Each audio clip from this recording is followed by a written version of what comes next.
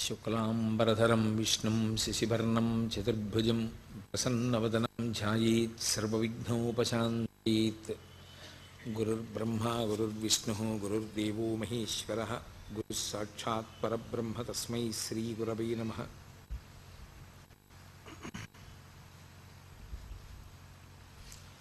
వ్యాసాయ విష్ణురూపాయ వ్యాసరూపాయ విష్ణవే నమో వై బ్రహ్మనిధయే వాసిష్ఠాయ నమో నమః.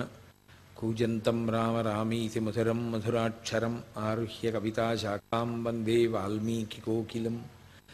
శ్రుతిస్మృతిపురాణానాం ఆలయం కరుణాలయం నమామి భగవత్పాదశంకరం లోకశంకరం.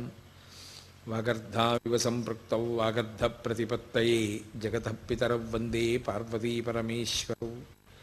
సూక్తిం సమగ్రయతున స్వయమేవ లక్ష్మీః శ్రీరంగరాజమహిషీమధురైకటాక్షైః. వైదగ్ధ్యవర్ణగుణగుంభనగౌరవైర్యాం కండూలకర్ణకుహరాः కవయోధయంతి. హైమోర్ధ్వపుండ్రమజహన్మకుటం సునాసం మందస్మితం మకరకుండలచారుగండం బింబాధరం బహుళదీర్ఘకృపాకటాక్షం. శ్రీవేంకటేశముఖమాత్మని సన్నిధత్తాం. విమలపటి కమలకుటి పుస్తకరుద్రాక్షస్తహస్తపుటి కామాక్షి పక్ష్మలాక్షి కలిత విపంచి విభాసి వైరించి. మనోజవం మరుతతుల్యవేగం జితేంద్రియం బుద్ధిమతాం వరిష్టం. వాతాత్మజం వనరయూధముఖ్యం శ్రీరామదూతం శిరసా నమామి. ఆపదామపహర్తారం దాతారం సర్వసంపదాం లోకాభిరామం శ్రీరామం భూయో భూయో నమామ్యహం. హరి ఓం. పరమేశ్వర స్వరూపైన నమస్కారం.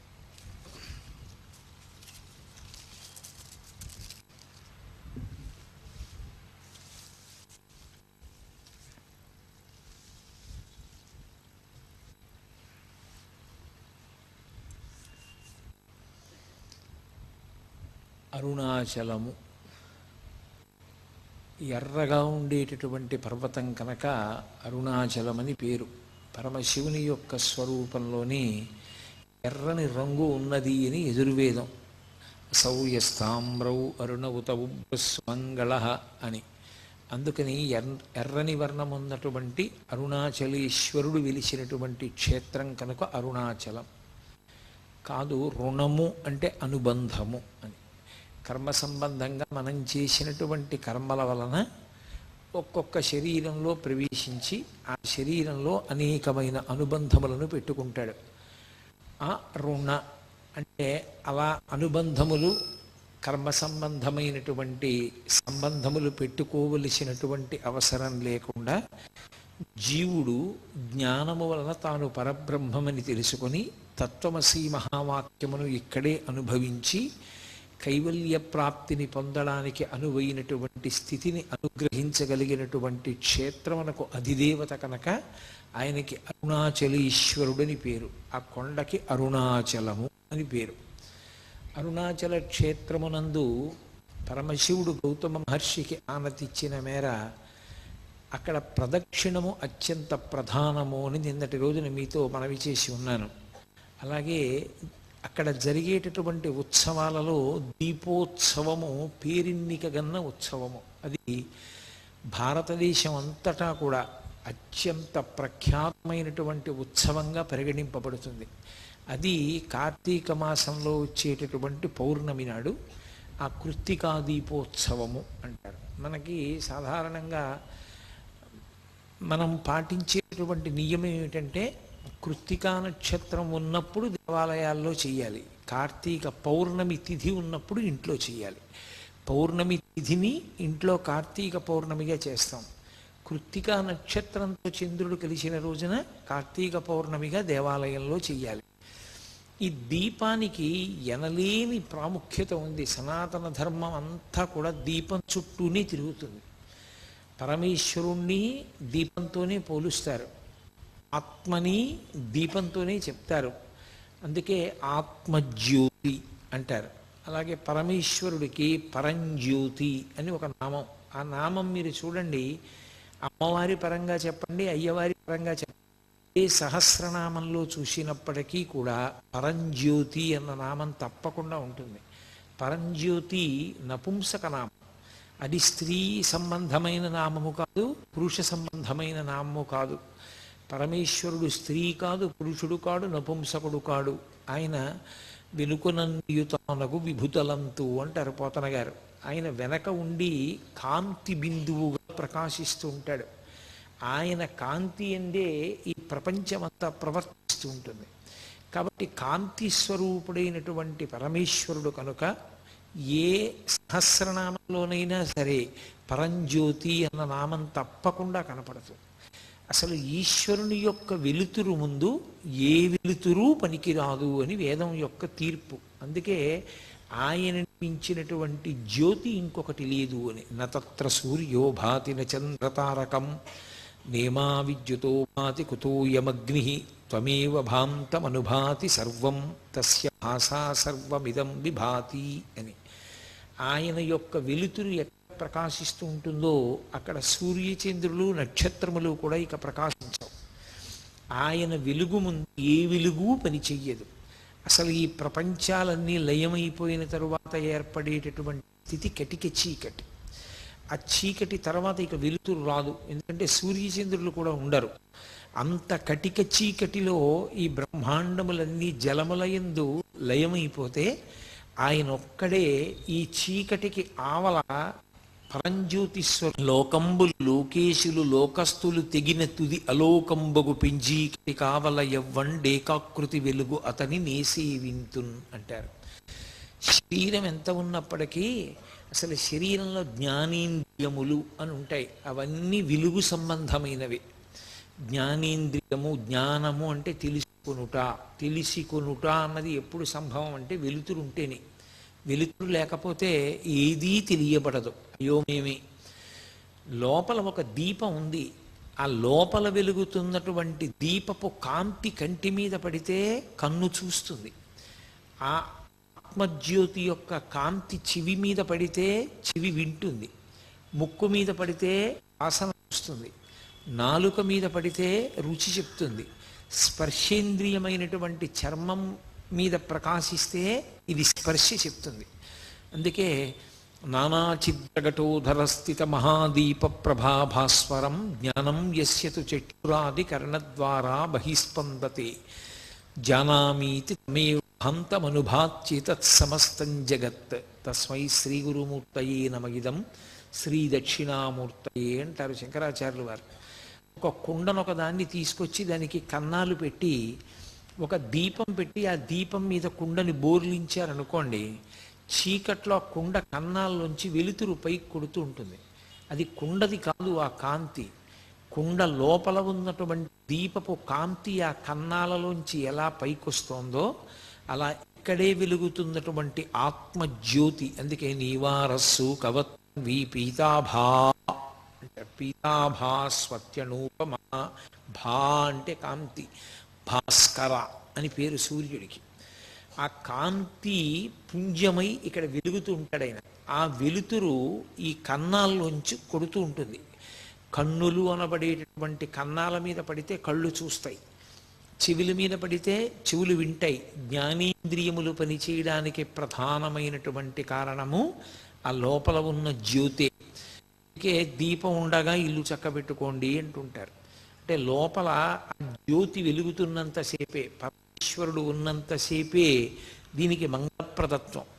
ఇది మంగళప్రదత్వంతో ఉండి శివం సుందరం శోభనం అయి ఇది భగవత్కార్యం చెయ్యడానికి, చిత్తశుద్ధిని పొందడానికి హేతువైనటువంటి సమస్త కార్యములను ఆచరించడానికి కావలసినటువంటి పాత్రత లోపల ఉన్న జ్యోతి వెలిగినంతసేపు మాత్రమే ఉంటుంది. ఆ జ్యోతి కానీ నిధనం అయిపోయిందా ఇక ఆ శరీరం ఎందుకో పనికిరాదు, దాన్ని తీసుకెళ్ళి పక్కన పారేస్తారు. కాబట్టి ఆ జ్యోతికి అనలేని ప్రాధాన్యత. అసలు ఏ కార్యక్రమం ప్రారంభం చేయండి, దీపం ప్రజ్వాల్య అంటూ దీపం వెలిగించే ప్రారంభం చేస్తాం. ఎందుకని అంటే అదే పరమేశ్వర స్వరూపం. ఆ పరమేశ్వర స్వరూపం కాంతిపుంజం కాబట్టి ఆ కాంతిపుంజం రూపంలోనే ప్రకాశింపచేస్తారు. అటువంటి ఉత్సవాల్లో దీపోత్సవము అని, దీపానికి ఒక ప్రత్యేకమైనటువంటి ఉత్సవం జరిగేది. సంవత్సరం మొత్తం మీద విశేషమైనటువంటి ఉత్సవం కార్తీక పౌర్ణమి. ఆ కార్తీక పౌర్ణమి నాడు ఇంటింటా జరగాలి, ప్రతి దేవాలయంలో జరగాలి, ప్రతి మఠంలో జరగాలి.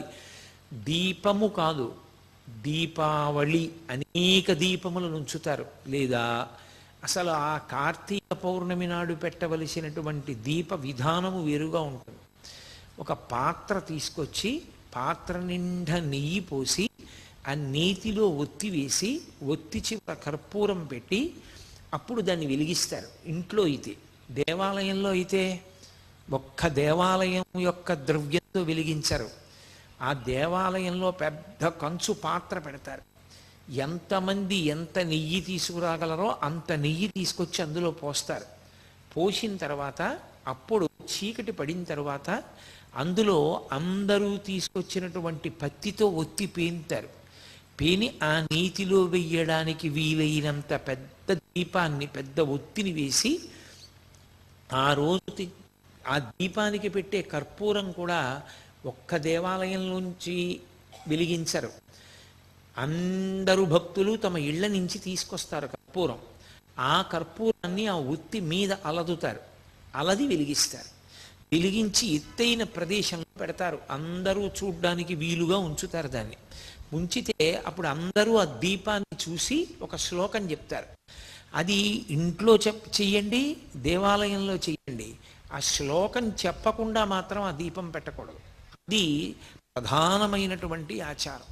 ఎందుచేత అంటే మనుష్యుడిగా జన్మించినటువంటి వాడు పరమేశ్వర అనుగ్రహాన్ని సమస్త ప్రాణుల మీద ప్రసరింప చెయ్యడానికి యోగ్యమైన కాలము ఒక్క కార్తీక పౌర్ణమి మాత్రమే. ఆ దీప ప్రకాశంగా పరమేశ్వరుడే ఉంటాడు, ఆ జ్యోతి ప్రకాశంగా. అందుకే త్రయంబకుణ్ణి కానీ దామోదరుణ్ణి కానీ వీళ్ళిద్దరిలో ఎవరో ఒకరిని ఆవాహన చేస్తారు దీపం మీద. దామోదరమావాహయామి అని అని, త్రయంబకమావాహయామి అని కానీ అని అక్షతలు వేసి అప్పుడు ఆ దీపపు కాంతి వంక చూస్తూ అందరూ కలిపి ఒక శ్లోకం చెప్తారు. మీ అందరికీ సుపరిచితమే, నేను అనేక పర్యాయాలు మీతో చెప్పిందే. కీటాః పతంగాః మశకాశ్చ వృక్షాః జలే స్థలే ఏ నివసంతి జీవాః దృష్ట్వా ప్రదీపం న చ జన్మభాగినః భవంతి త్వం శ్వపచాహి విప్రాః అని చెప్పాలి. అంటే ఈ దీపాన్ని నేను వెలిగించాను, ఈ దీపపు కాంతి కేవలముగా ఒక జ్యోతి యొక్క కాంతి కాదు, ఇది పరమేశ్వరుని యొక్క వెలుగు. నేను ఈ ప్రపంచంలో ఉన్న అనేకమైనటువంటి వస్తువులు వాడుకుంటున్నాను, అనేక జంతువులలో ఉండేటటువంటి సారాన్ని నేను తీసుకుంటున్నాను. ఆవు పాలు వాడుకుంటున్నాను, ఆవు నెయ్యి వాడుకుంటున్నాను, గేదె పాలు వాడుకుంటున్నాను, కుక్కతో ఇల్లు కాయించుకుంటున్నాను, ఏనుగుతో బరువులు మోయించుకుంటున్నాను, ఒంటి మీద ప్రయాణం చేస్తున్నాను, గుర్రం మీద ప్రయాణం చేస్తున్నాను, నీటిలో చేప తెచ్చి తింటున్నాను, ఆకాశంలో ఎగురుతున్నటువంటి పక్షిని పట్టుకుంటున్నాను, ఆ పక్షి మాంసం తింటున్నాను. నేను ఎగరకుండా పక్షి మాత్రమే ఎగరడానికి ఉన్నటువంటి ఆకాశంలో విమానంలో తిరుగుతున్నాను, నీటిలో ఓడ మీద తిరుగుతున్నాను, భూమి మీద నడుస్తున్నాను. పరమేశ్వరుడు ఒక్కొక్క ప్రాణికి ఒక్కొక్క పథాన్ని నిర్ణయిస్తే నేను మాత్రం అన్నీ అనుభవిస్తున్నాను. ఆ ప్రాణులన్నింటినీ ఉద్ధరించవలసినటువంటి కర్తవ్యం కూడా నా మీద ఉన్నది అనేటటువంటి బాధ్యతతో ఆ రోజున కర్తవ్యతానిష్టతో ఆ దీపాన్ని వెలిగించి చెప్తారు.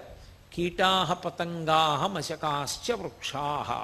ఆ దీపం వెలిగిస్తే ఎప్పుడూ దీపం వల్ల చనిపోయే ప్రాణి ఏది అంటే దీపపు పురుగు. ఇన్నాళ్ళు అది దీపం మీద పడుతోంది, చనిపోతోంది, మళ్ళీ పుడుతోంది, అందుకని దానికి శలభం అని పేరు. అలాంటి దీపపు పురుగు ఈ దీపం మీదకి వచ్చి పడి చనిపోతే ఇక దానికి జన్మ ఉండదు. అది పరమేశ్వరుని యందు పడిపోయింది. కీటాః పతంగాః మశకాశ్చ వృక్షాః. దోమలు, ఈగలు, కదలలేనటువంటి చెట్లు, ఈ కాంతి చెట్టు మీద పడితే చెట్టు యొక్క జీవుని పాపములు పోవాలి, లోపల జీవుడు ఉంటాడు, ఆ జీవుడి పాపములు నశించాలి. కాబట్టి మశకాశ్చ వృక్షాః జలే స్థలే ఏ నివసంతి జీవాః. నీటిలో ఉండేటటువంటి ప్రాణులు, భూమి మీద ఉండే ప్రాణులు, ఈ కాంతి పడడం వల్ల ఆయా ప్రాణులన్నీ కూడా ఈశ్వరానుగ్రహంగా తమ పాపములు పోగొట్టుకుని పరమేశ్వరుడికి దగ్గరవ్వాలి. భవంతి త్వం శ్వపచాహి విప్రాహ. అసలు భగవంతుడు వేదము అన్న రెండు మాటలు పక్కన పెట్టి దేని కొరకు బ్రతుకుతున్నాడు అంటే కడుపు నింపుకోవడం కోసం. కడుపు నింపుకుంటే కంటికి నిద్ర, నిద్రలేస్తే కడుపు నింపుకోవడం, ఈ రెండు ఉంటే భోగం అనుభవించడం. ఇది తప్ప అసలు భగవంతుడన్నవాడొకడు ఉన్నాడని భగవంతుని గురించి ఉపాసన చెయ్యాలనేటటువంటి జ్ఞానము కించిత్ కూడా లేకుండా ప్రవర్తించి జీవితాన్ని పాడు చేసుకుంటున్న వాడి మీద కూడా ఈ దీపం పడిన కారణం చేత వచ్చే జన్మలో వేదాన్ని సాకల్యంగా చదువుకుని వేదాన్ని ప్రమాణంగా తీసుకుని తన జీవితాన్ని ఉద్ధరించుకోగలిగినటువంటి గొప్ప విద్వాంసుడుగాక అని సమస్త లోకము యొక్క శ్రేయస్సుని కోరి వెలిగిస్తారు ఆ దీపాన్ని. మనకి కార్తీక పౌర్ణమి అంటే మనమందరం కూడా అలా వెలిగిస్తాం. ఎందుకంటే నేను మీతో మనవి చేశాను, దీపంతో ప్రారంభం, దీపంతో అంతం. దీపమే ప్రధానం. ఒక దీపం వెలిగించారనుకోండి, మీరు పూజ ప్రారంభం చేశారు. నీరాజనమన్న జ్యోతి వెలిగించారనుకోండి, అయిపోయింది పూజ. ఒక దీపం వెలిగిస్తే పూజ ప్రారంభం చేశారు. ఎందుకని? ఆ దీపం వెలిగించారు అంటే దీపం కంటికి సంకేతం. పరమేశ్వరుడు కన్ను ఇచ్చాడు కాబట్టి నేను ఎక్కడికైనా వెళ్ళగలుగుతున్నాను, ఓ పుస్తకం చదవగలుగుతున్నాను, ప్రమాణాన్ని తెలుసుకోగలుగుతున్నాను. అది నన్ను మంచి వైపుకి నడిపించడానికి నాయకత్వం వహిస్తోంది కన్ను. భగవన్మూర్తిని చూసి సంతోషిస్తున్నాను. ఈ కన్ను ఇచ్చినందుకు పరమేశ్వరుడికి కృతజ్ఞతగా దీపం పెడతారు. ఆ కాంతిలో పూజ ప్రారంభం. దేవాలయంలో దీపం అయితే అది గురువుగారు. అందుకే దేవాలయంలో విద్యుత్ కాంతి ఉండదు, విద్యుత్ దీపములు వెలగరాదు. దేవాలయంలో ముఖమంటపము, అర్ధమంటపము, అంతరాలయము అని 3 విభాగం ఉంటుంది ఆగమంలో. ఆ అంతరాలయంలో ఉండేటటువంటి మూర్తి మీద విద్యుత్ దీపం పడుతుండగా చూస్తే అసలు దాన్ని దేవాలయంగా స్వీకరించారు. అది అత్యంత హేయమైన విషయం. దేవాలయము అన్న మాటకు అర్థం ఏమిటంటే లోపల మూర్తి దగ్గర గుత్తి దీపాలు వెలగాలి. అంటే కిందకి దీపాలు తీగతో వెలిగినట్టుగా వెలుగుతాయి. అందులో ఆవు నెయ్యి కానీ నూనె కానీ వేసి ఒత్తి వేసి వెలిగిస్తారు. ఆ దీపాల కాంతులలోనే ఈశ్వర దర్శనం. మీరు ఇప్పటికీ వెంకటాచలం, శ్రీశైలం లాంటి పెద్ద పెద్ద క్షేత్రాల్లో చూడండి, ప్రత్యేకించి ద్రవిడ దేశంలో ఎక్కడ అంతరాలయాల్లో విద్యుత్ దీపాలు ఉండవు. ఆ దీపాల కాంతిలోనే ఈశ్వరుడు కనపడాలి. ఆ దీపం గురువుగారు. మా గురువుగారు అనేటటువంటి ఒక దీపం వెలిగించింది, మాకు వెలుతురిచ్చింది. ఆ దీపం కింద నీడ ఉంటుంది, ఆ దీపం చుట్టూ చీకటి, దీపం మాత్రం అందరికీ వెలుగునిస్తుంది. ఎవడు గురుస్థానంలో కూర్చున్నాడో వాడికి ఎప్పుడూ ఒక వైక్లభ్యం ఉంటుంది. దాన్ని శాస్త్రమే అంగీకరించింది. శారీరకంగా ఆయన యొక్క ఆరోగ్యం, ఆయన తేజస్సు క్షీణించిపోతూ ఉంటాయి. ఎందుచేత అంటే సముద్రం అనేటటువంటి శాస్త్రాన్ని తాను ఎమర్చుకోవాలి, నిరంతర పఠనశీలి కావాలి, నిరంతర ధ్యానం చెయ్యాలి, నిరంతరం భగవత్కార్యమునందు మగ్నుడై ఉండాలి, మనసుని పరమ సాత్వికంగా ఉంచుకోవాలి. ఈ ప్రయత్నంలో ఆయన లౌకికమైన వాటికన్నిటికీ దూరంగా జరుగుతాడు. ఆ దూరంగా జరిగిన కారణం చేత చాలా త్వరగా ఆయన శరీరారోగ్యం శిథిలమైపోతుంది. అందుకే ఆ గురువు తన గురించి తాను పట్టించుకునే అవకాశం ఉండదు. శిష్యులు గురువుగారు శరీరం పడిపోకుండా ఉండకూడదని శిష్యులు చూస్తారు. అందుకే ఆ గురువు అనేటటువంటి దీపపు వెలుతురులో పరమేశ్వరుడు కనపడతాడు. ఈశ్వరానుగ్రహము చేత గురువు కాదు, గురువు లేనినాడు ఈశ్వరుడు కనపడడు. అందుకే ఆ గురువే ఆ దీపం. అంతరాలయంలో వెలుగుతున్నటువంటి దీపాన్ని చూసి ముందు మా గురువుగారు ఆయనే. ఆ అంతరాలయంలో ఈశ్వర సన్నిధానంలో దీపమై వెలుగుతున్నారు. అందుకే భాగవతంలో కృష్ణ పరమాత్మని మించిన గురువు లేడు. జగద్గురు అన్న గొప్ప మాట ఆయనకి అన్వయమైంది. అందుకే కృష్ణం వందే జగద్గురుం అంటాం. అటువంటి కృష్ణ పరమాత్మ కూడా పాఠం నేర్చుకున్నాడు. ఎవరి దగ్గర? ఆయన పేరు కూడా దీపమే. ఆ గురువుగారి పేరు సాందీపని. దీపింపచేయువాడు, ప్రకాశింపచేయువాడు. చీకట్లో ఉండిపోయిన వాడికి ఏది తెలుసుకోవాలో అది తెలుసుకునేటట్టు చెప్పి దాన్ని చూడగలిగిన ప్రజ్ఞ ఇవ్వగలిగిన వాడు. అందుకని సాందీపని మహర్షి దగ్గర నేర్చుకున్నాడు. కృష్ణుడు తన గురువు గురించి మాట్లాడుతూ తివిరి అజ్ఞాన తిమిర ప్రదీపమగుచు అవ్యయంబగు బ్రహ్మంబుననుభవించి భరిత సత్వుండు అకళంక భక్తుడనఘ అంటాడు. ఆయన మహానుభావుడు సాందీపని మహర్షి ఎటువంటి వాడు అంటే అజ్ఞాన తిమిర ప్రదీపమగుచు, ఆయన అజ్ఞానమనేటటువంటి చీకటిని పోగొట్టగలిగినటువంటి దీపం ఎటువంటిదో అటువంటి దీపము వంటి వాడు నా గురువు అంటాడు. అవ్యయంబగు బ్రహ్మంబుననుభవించి భరిత సత్వుండు నిష్కర్మ కర్ముడతడు. ఆయన అపారమైనటువంటి సత్వగుణంతో ప్రకాశించేటటువంటి వాడు నా గురువు అంటాడు కృష్ణ భగవానుడంతటి వాడు గురువు పేరు చెప్తే. కాబట్టి గురువు గారు దీపం, ఈశ్వరుడు దీపం, ఇంట్లో దీపం. ఆఖరికి ప్రాణోత్క్రమణం అయిపోతే ఇక ఆ శరీరం పరమ అమంగళకరం, అది ఎక్కడ ఉండడానికి వీల్లేదు. కనీసం అది ఉన్నంతసేపు దానిలోని జ్యోతి పోయింది కనుక దాని తలకట్టున ఒక జ్యోతి పెట్టి దాని మీద పసుపు కుంకం అక్షత పువ్వు వెయ్యరు. ఆ దీపమే ఆయన ఆత్మని అందులోకి ఆవాహన చేసి ఉంచుతారు. ఉంచి ఆ శరీరం వెళ్ళిపోయింది అంటే దీపాన్ని పక్కకి తీసేస్తారు. ఆఖరికి అక్కడి నుంచి తిరిగి వచ్చాక కూడా దీపదర్శనమే. దీపానికి సనాతన ధర్మానికి అంత అవిభాజ్యమైనటువంటి సంబంధం. దీపమే సమస్తం. అసలు ఒక ఇల్లు అన్నదానికి అర్థం ఏమిటి అంటే దీపం పెట్టడానికి మనిషి ఉన్నాడా అని అడుగుతారు.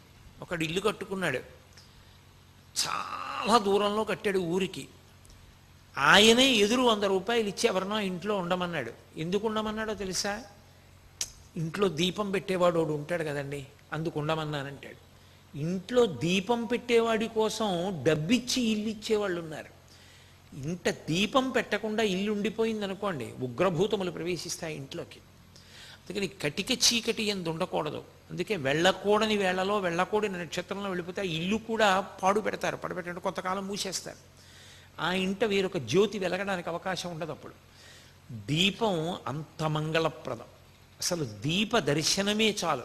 ఇప్పటికీ కేరళ రాష్ట్రంలో అమ్మవారి పూజ చెయ్యవలసి వస్తే అమ్మవారి మూర్తికి చెయ్యరు.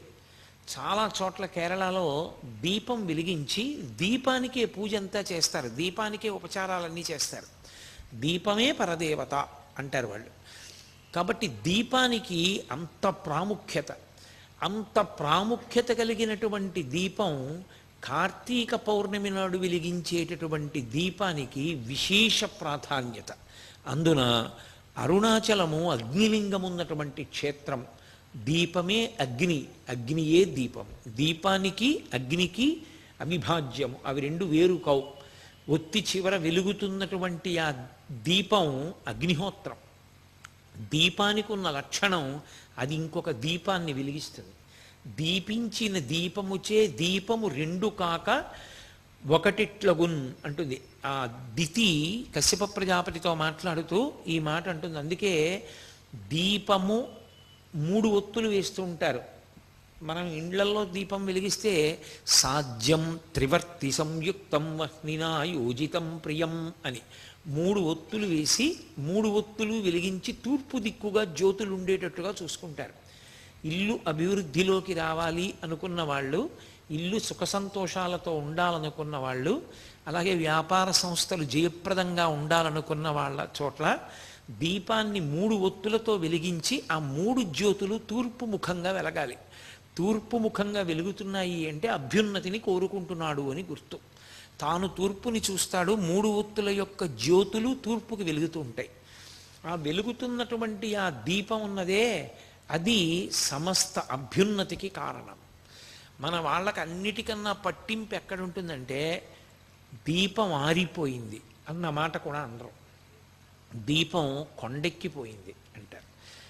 మీరు చూడండి, 2 మాటలు మీకు తరచుగా వినపడతాయి జీవితంలో. కథ కంచికి వెళ్ళిపోయింది అంటారు. 2 దీపం కొండెక్కిపోయింది అంటారు. దీపం కొండెక్కి ఎలా వెళ్ళిపోతుంది? కథ కంచికి ఎలా వెళ్ళిపోతుంది అంటే, ఒరే నాన్న ఇన్ని జన్మలు ఎత్తావు, మళ్ళీ ఇప్పుడు ఇదిగో ఈ శరీరంలోకి వచ్చావు, మళ్ళీ ఇదో కథ, నీ జన్మ ఇప్పుడు ఇదో కథ. ఇన్ని కథలు శ్మశానానికి వెళ్ళాయి. ఏ చరిత్రలోనూ ఏ పుస్తకంలోనూ ఏ కాగితం మీద నీ జీవితం వ్రాయబడలేదు, నీ జీవితం స్మరణయోగ్యం కాలేదు. ఈసారి నీ జీవితం నాన్న కంచికి వెళ్ళిపోవాలి అంటుంది అమ్మ.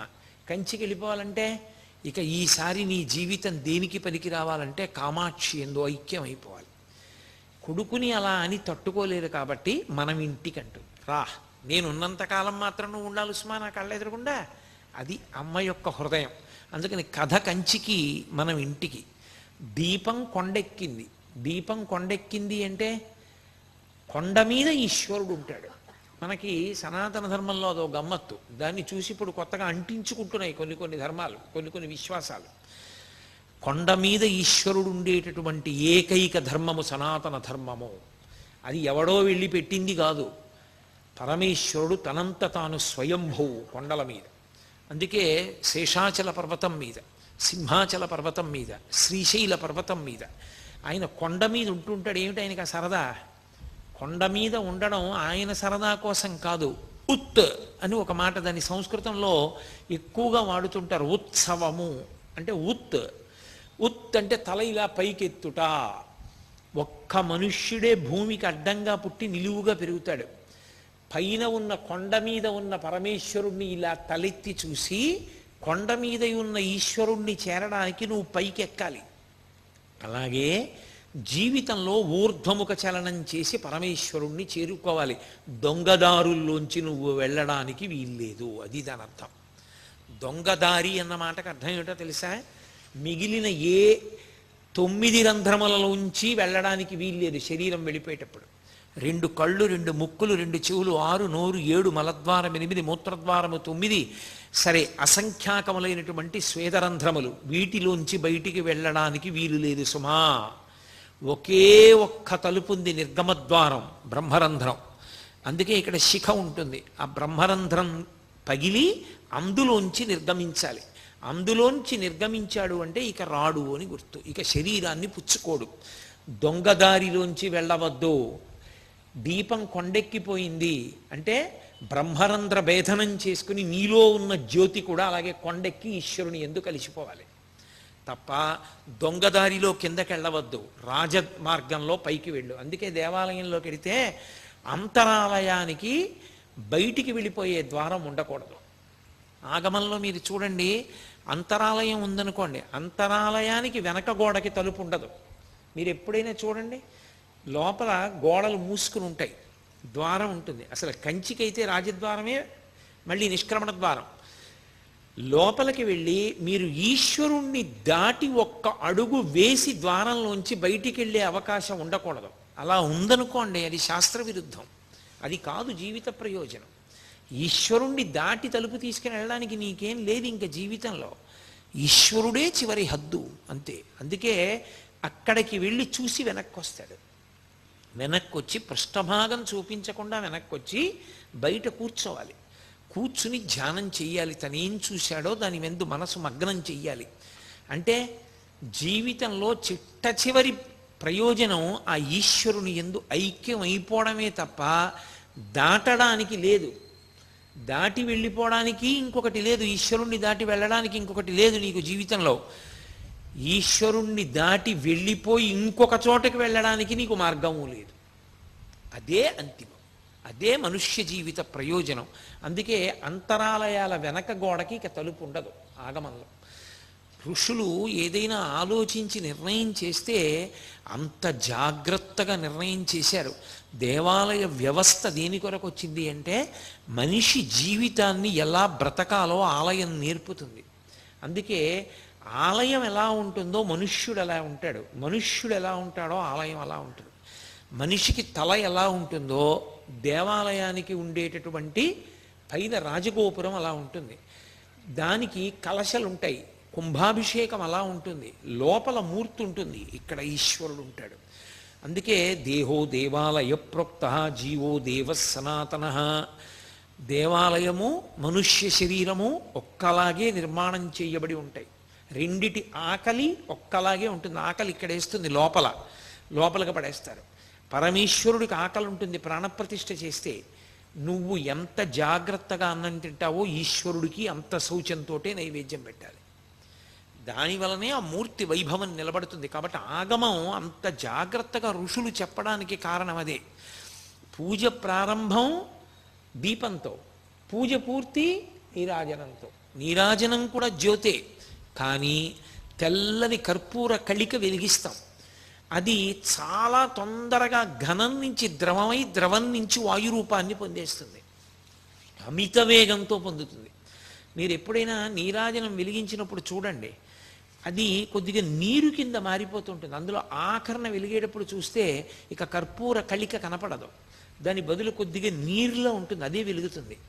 వెలిగి చాలా తొందరగా వెలిగి పొగ రూపంలో ఆవిరైపోయి అంతర్ధానం అవుతుంది. నేను ఉపాసనలో భగవంతుడి నుంచి విడివడి జీవుడిగా తిరుగుతున్నాను. నేను చాలా వేగంగా ఈ కర్పూర కళిక పరమేశ్వరుని యందు ఎలా ఘనము నుండి ద్రవము, ద్రవము నుండి వాయువు అయిపోయిందో, అలా నేను ఈశ్వరానుగ్రహంతో ఈశ్వరుని యందు అలా తొందరగా కలిసిపోయే అవకాశం నాకు కలగాలి, అజ్ఞానము నాకు కలగాలి అని కోరుకోవడమే నీరాజనం. అందుకే దీపం వెలిగించినప్పుడు పూజ ప్రారంభం, నీరాజనం వెలిగిస్తే మంత్రం తిరగబడిపోతుంది. దీపం వెలిగించి పూజ మొదలు పెడితే ధర్మార్థ కామ మోక్ష చతుర్విధ పురుషార్థ ఫలసిద్ధ్యర్థం అంటూ పూజ నేను చేస్తున్నాను, ఈ ప్రయోజనానికి చేస్తున్నాను. నీరాజనం దగ్గరికి వస్తే ఉమాకాంతాయ కాంతాయ కామితార్థప్రదాయిని శ్రీగిరీశాయ దేవాయ మలినాథాయ మంగళం, ఈశ్వరుడికి మంగళం అవుగాక. మరి అదేమిటి ఈశ్వరుడికి మంగళం అవ్వాలని చెప్పడం ఏమిటి? నీకు మంగళం అవ్వాలని చెప్తావా, ఈశ్వరుడికి మంగళం అవ్వాలని చెప్తావా?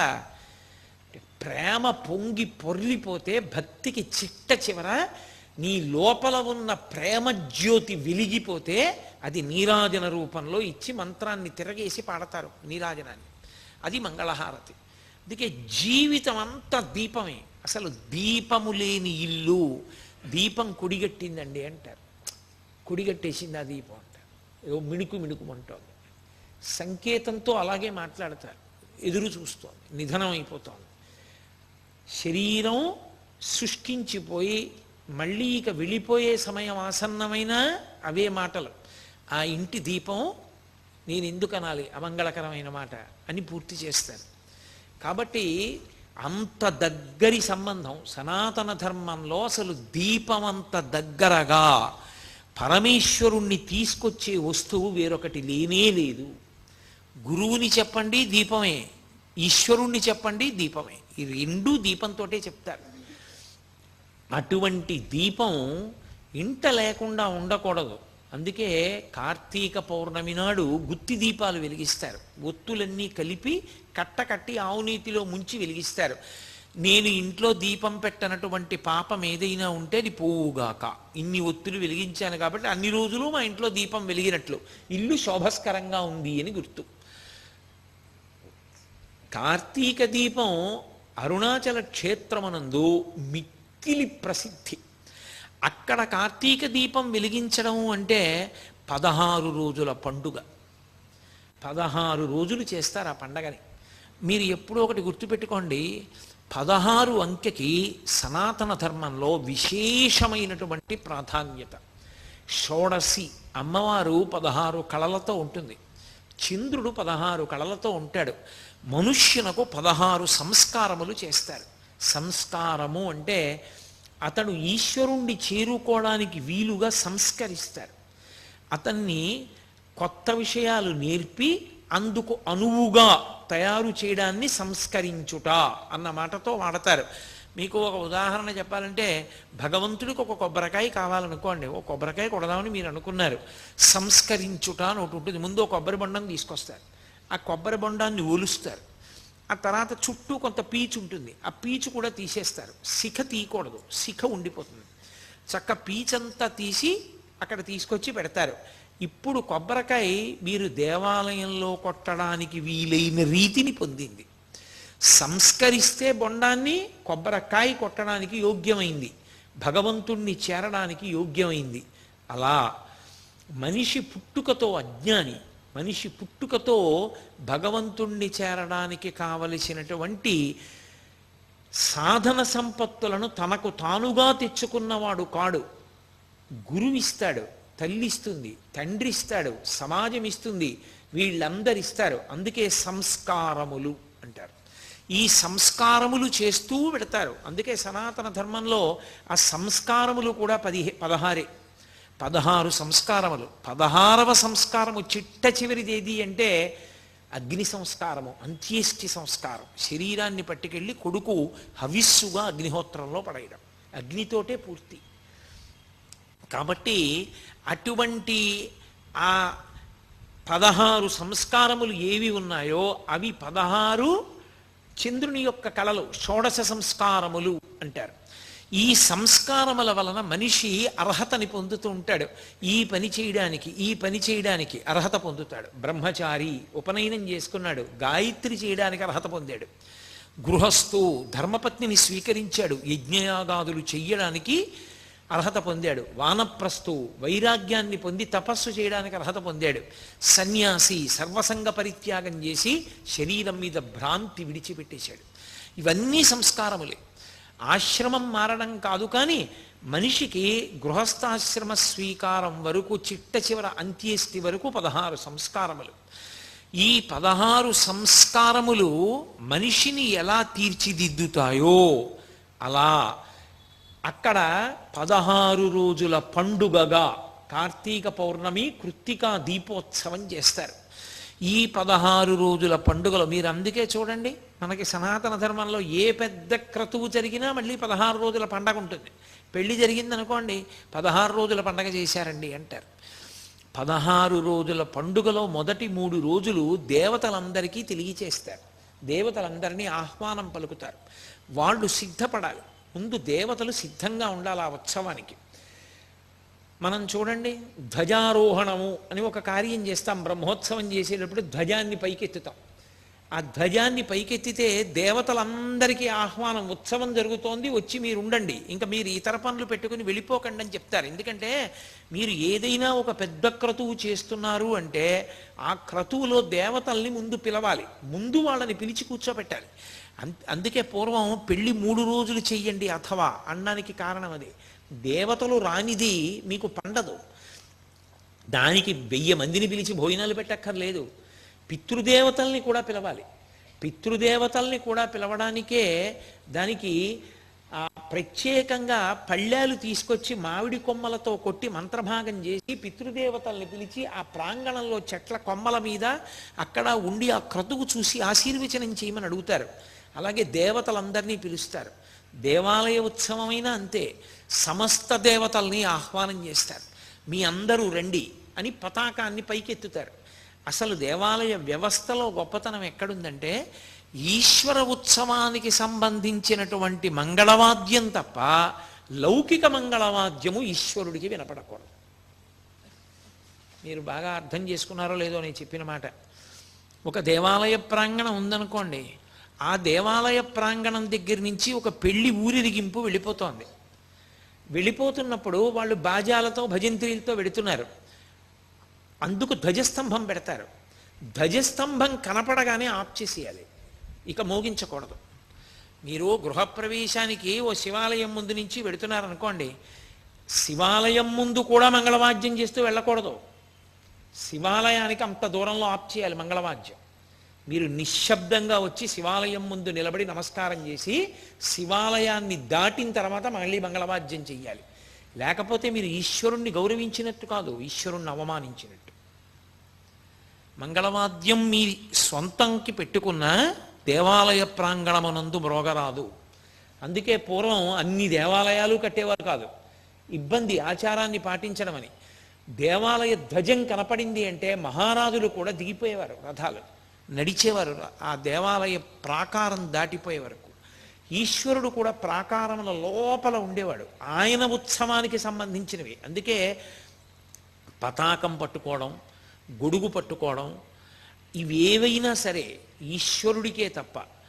మీరు దేవాలయం రాజద్వారాన్ని దాటితే ఇక మీరు గొడుగు పట్టించుకోవడం, మీరు గొడుగేసుకోవడం, మీరు టోపీలు పెట్టుకోవడం, మీరు తలపాగాలు పెట్టుకోవడం, ఇలాంటి పనులు ఇక చేయకూడదు.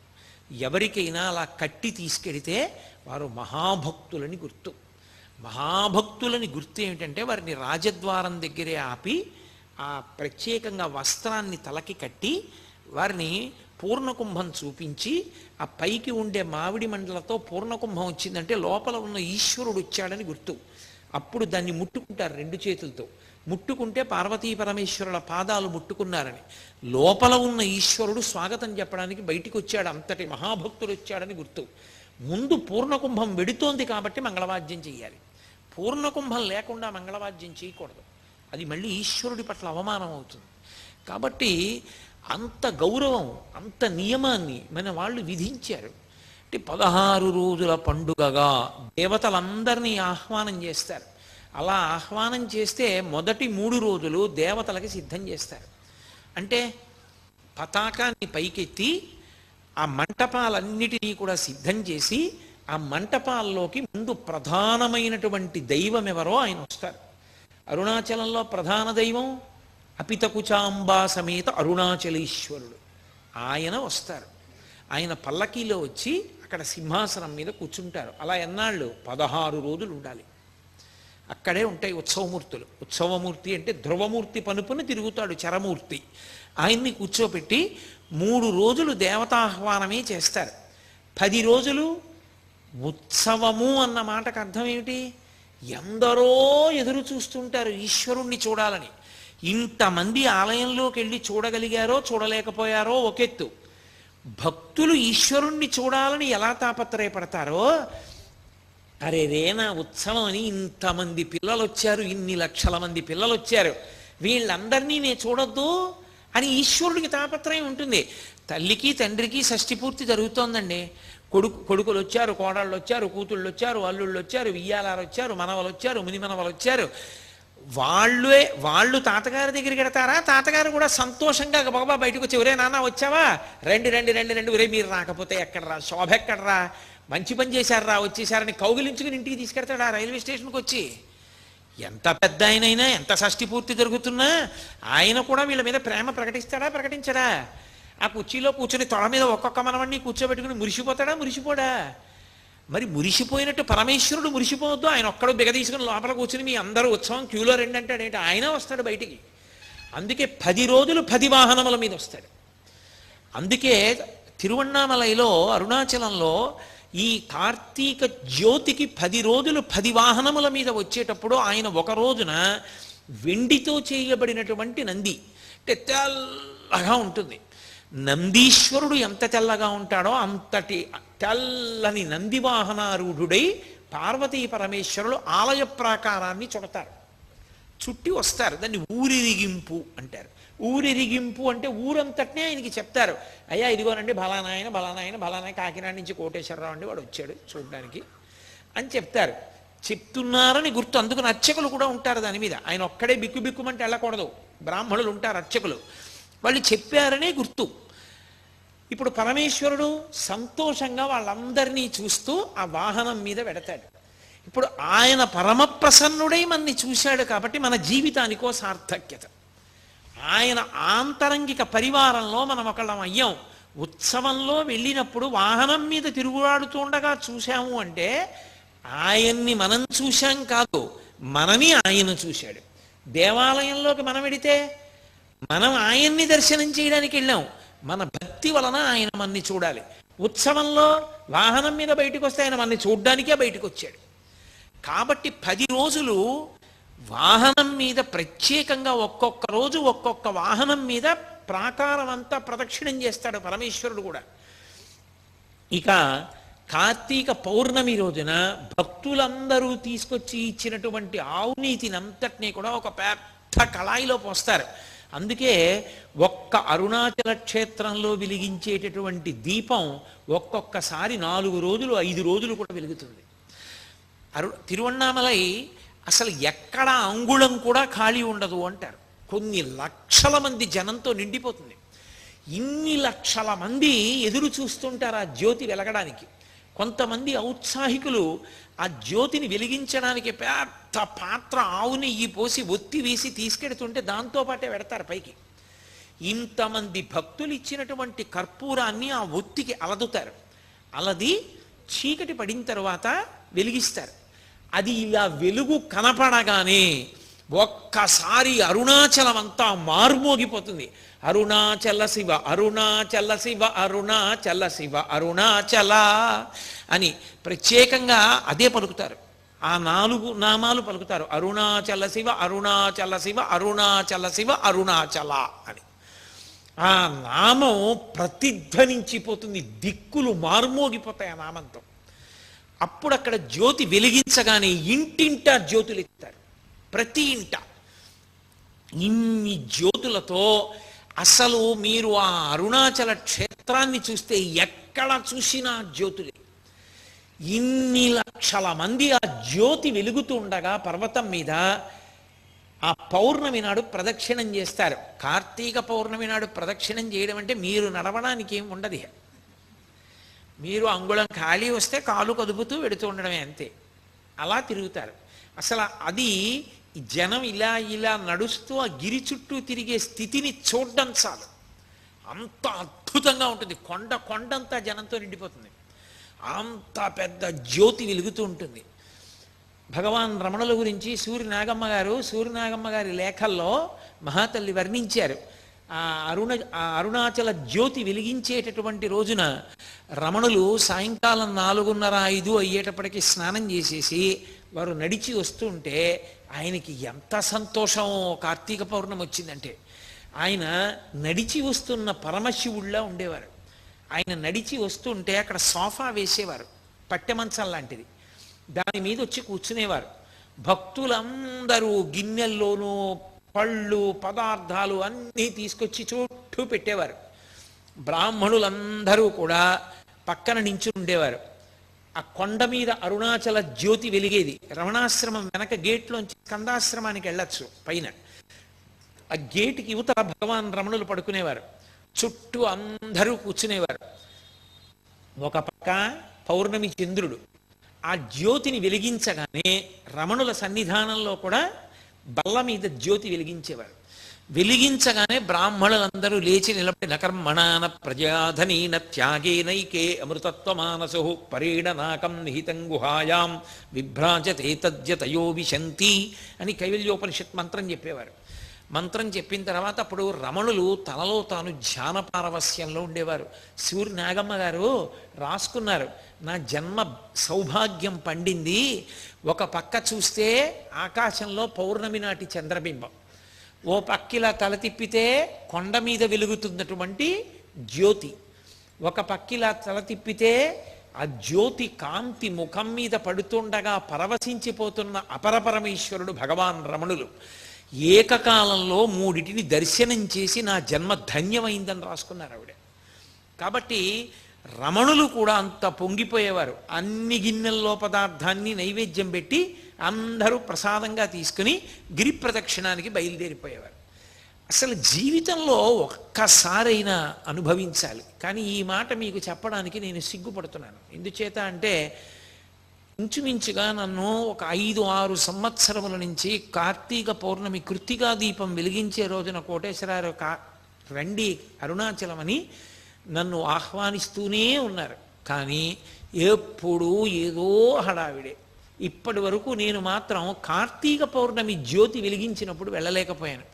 ఈ సంవత్సరం అరుణాచల వైభవం చెప్పిన ఫలితాన్ని అడ్డుపెట్టి పరమేశ్వరుడు వచ్చే సంవత్సరం నేను వెళ్ళడానికి నాకు అవకాశం ఇస్తాడనుకుంటున్నాను. కాబట్టి ఆ కృత్తికా దీపోత్సవం అంత గొప్ప దీపోత్సవం, అది చూసి తీరాలి. ఆ దీపమే పరమేశ్వరుడు, ఆ దీపమే అమ్మవారు, ఆ దీపమే సద్గురువు, అన్నీ ఆ దీపమే. అటువంటి అద్భుతమైనటువంటి ఆ కృత్తికా దీపోత్సవం నాడు తిరువణ్ణామలై పెట్టింది పేరు ఈ ఉత్సవం చేయడానికి. అంత అద్భుతంగా జరిగి 3, 4, 5 రోజులు ఆ జ్యోతి అలా వెలుగుతూనే ఉంటుంది, అలా చూస్తూనే ఉంటారు. ద్రవిడ దేశ సంప్రదాయంలో కృత్తికా దీపోత్సవానికి ముందు భరణి దీపాలని పెడతారు ఇంట్లో. అశ్వని భరణి కృత్తిక అని కదా, భరణీ దీపము అని పెడతారు. అంటే 5 దీపాలు వెలిగిస్తారు ముందు రోజు. ఆ 5 దీపాలు దేనికి సంకేతము అంటే పరమశివుని యొక్క 5 ముఖాలు, సజ్జోజాత అఘోర తత్పురుష వామదేవ ఈశానములు కాదు పంచభూతములు. పరమేశ్వరుడు ఈ సమస్త బ్రహ్మాండాన్ని దేనితో నిర్మాణం చేశాడంటే పంచభూతములే. బయట పంచభూతములే, పిండాండమునందు పంచభూతములే. పృథివీ ఆపస్ తేజో వాయు ఆకాశములు. బయట అవే ఉంటాయి, మట్టి ఉంటుంది. బయట ఆకాశము, బయట నీరు, బయట నిప్పు, బయట పృథివీ ఆపస్ తేజో వాయు గాలి. ఇక్కడ పృథివీ, నీరు, గాలి, అగ్ని, వాయువు అవే ఉంటాయి. ఈ 5 ఒకదాంతో ఒకటి సమన్వయమైనంత కాలం బ్రతికున్నాడని గుర్తు. దీంతో ఇది సమన్వయం అవ్వకపోతే ఇది ఆగిపోయిందని గుర్తు. మీకు నేను ఒక ఉదాహరణ చెప్పాలి అంటే, ఇందులో పృథివీ లేదు. పృథివీ లేదంటే ఇందులో అన్నం లేదు, ఆకలేస్తోంది. బయట నుంచి పృథివీ అంటే ఓ యాపిల్ పండు తెచ్చి ఇందులో పడేశాడు, తిన్నాడు. అందులో పృథివీలో ఉన్న యాపిల్ పండు అనే పృథివిని పిండాండం పుచ్చుకుంది, జీర్ణం చేసుకుంది. కొంత పిప్పి మిగిలిపోయింది. ఎవరు పుచ్చుకుంటారు? మళ్ళీ బ్రహ్మాండమే పుచ్చుకుంటుంది పొద్దున్నే ఆ పిప్పిని. మళ్ళీ దీనికి దాహం వేసింది, బ్రహ్మాండంలో నీళ్లు పట్టుకొచ్చి పిండాండంలో పోస్తాడు. పిండాండంలో నీళ్లు మిగిలిపోయి బ్రహ్మాండంలో వదిలిపెట్టేస్తాడు. పిండాండానికి ఊపిరి వాయువు కావాలి, బ్రహ్మాండంలోంచి పుచ్చుకుంటాడు. మలినమైన వాయువు వదిలిపెట్టాలి, బ్రహ్మాండం పుచ్చుకుంటుంది. ఈ బ్రహ్మాండ పిండాండ సమన్వయమునకు జీవితం అని పేరు. బ్రహ్మాండంతో పిండాండం సమన్వయం అవ్వలేదనుకోండి, ఇది పుచ్చుకోవట్లేదు పృథివీ, నాకు అక్కర్లేదంటోంది, ఆకలి లేదు, ఏమీ అడగట్లేదు, తెచ్చి పెట్టారనుకోండి కక్కేస్తోంది, పుచ్చుకోదు. ఊపిరి బయట నుంచి ఊపిరిని లోపలికి తీసుకోవట్లేదు, లోపల ఊపిరిని బయటికి వదిలిపెట్టట్లేదు. బయట నీరు లోపల పోసుకోవట్లేదు, లోపల నీరు బయటికి విడిచిపెట్టట్లేదు, ఆగిపోయిందని గుర్తు. ఇప్పుడు ఇక పిండాండము బ్రహ్మాండముతో సమన్వయం కాకపోతే ఇక ఇది సమన్వయం కాదు, కాబట్టి ఇక ఇది ఉండడానికి వీలు లేదని ఈ పిండాండాన్ని బ్రహ్మాండంలోకి కొడుకు కలిపేస్తాడు అగ్నికార్యం ద్వారా. ఈ బ్రహ్మాండ పిండాండ సమన్వయానికి గుర్తుగా 5 భూతముల చేత పరమేశ్వరుడు ఈ ప్రపంచాన్నంతటినీ నిర్మాణం చేసి నిర్వహింపచేస్తున్నాడు అని చెప్పడానికి 5 దీపాలు వెలిగిస్తారు. దానికి భరణి దీపము అని పేరు. ఇంటింటా 5 జ్యోతులు వెలుగుతాయి. ఇంటింటా 5 దీపాలు వెలిగించి ఈ 5 దీపాలు కృత్తికా దీపంగా ఒక దీపంగా మారిపోతాయి, ఒక దీపంగా వెలిగిస్తారు. అంటే ఈ 5 కూడా చిట్ట చివరికి పరమేశ్వరునిలోనికి వెళ్ళిపోతాయి. పృథివీ ఆపస్ తేజో వాయు ఆకాశములు 5 ఎవరిలోకి వెళ్ళిపోతాయంటే మహాప్రళయంలో పరమేశ్వరుడిలోకి వెళ్ళిపోతాయి. ఇంకా ఏమీ ఉండదు, ఆయన ఒక్కడే ఉంటాడు, ఆయన తప్ప వేరొకటి ఉండదు. దానికి సూచనగా కృత్తికా దీపాన్ని ఒక జ్యోతిని వెలిగిస్తారు. ఇలా భరణి దీపము కృత్తికా దీపము అని 2 దీపాలుగా ఇళ్లల్లో వెలిగిస్తారు. దేవాలయంలో మాత్రం కృత్తికా దీపోత్సవము అన్న పేరుతో ఒక్క దీపాన్ని కొండ మీదకి తీసుకెళ్లి వెలిగిస్తారు. ఇంత అద్భుతమైనటువంటి కృత్తికా దీపోత్సవం సంవత్సరంలో జరిగి ఎంతమందో ప్రపంచవ్యాప్తంగా ఎన్ని దేశాల నుండో వచ్చి అసలు ఆ జ్యోతి దర్శనం చేసుకుని పొంగిపోయేది ఒక్క తిరువన్నామలైనది. కొంతమంది అయితే జ్యోతి వెలిగించడానికి పట్టుకెళ్ళేటటువంటి పాత్రతో పాటే కొండెక్కుతారు. ఎక్కి అక్కడ బ్రాహ్మణులు మంత్రభాగం చేసి అది వెలిగించినప్పుడు దగ్గర నుంచి చూసి ధన్యులై కిందకి దిగొచ్చి గిరి ప్రదక్షిణం చేస్తారు. అంత అద్భుతమైన ఉత్సవం. జ్యోతి అన్న మాటకి అరుణాచలం పర్యాయపదమైతే జ్యోతి అన్న మాటకి తగిన వారందరి అలా పిలిపింపబడినటువంటి శ్రీ విద్యా సంప్రదాయం బాగా తెలుసున్నటువంటి కుటుంబాలకి కామకోటి కుటుంబం అని పేరు. అందులో ఒక పెద్ద ఆయన బాగా శ్రీ విద్యా సంప్రదాయము రామాయణ భారత భాగవతాది ఇతిహాసములతో ప్రవేశమున్నవారు, గొప్ప ఆచారకాండలో ప్రవేశమున్నవారు, చాలా చక్కగా ఆచార సంప్రదాయాల్ని పాటించేటటువంటి భక్తి తత్పరులు, వారికి కామకోటి శాస్త్రి గారని పేరు. ఆయన ఆ పరంపరలోని వారు.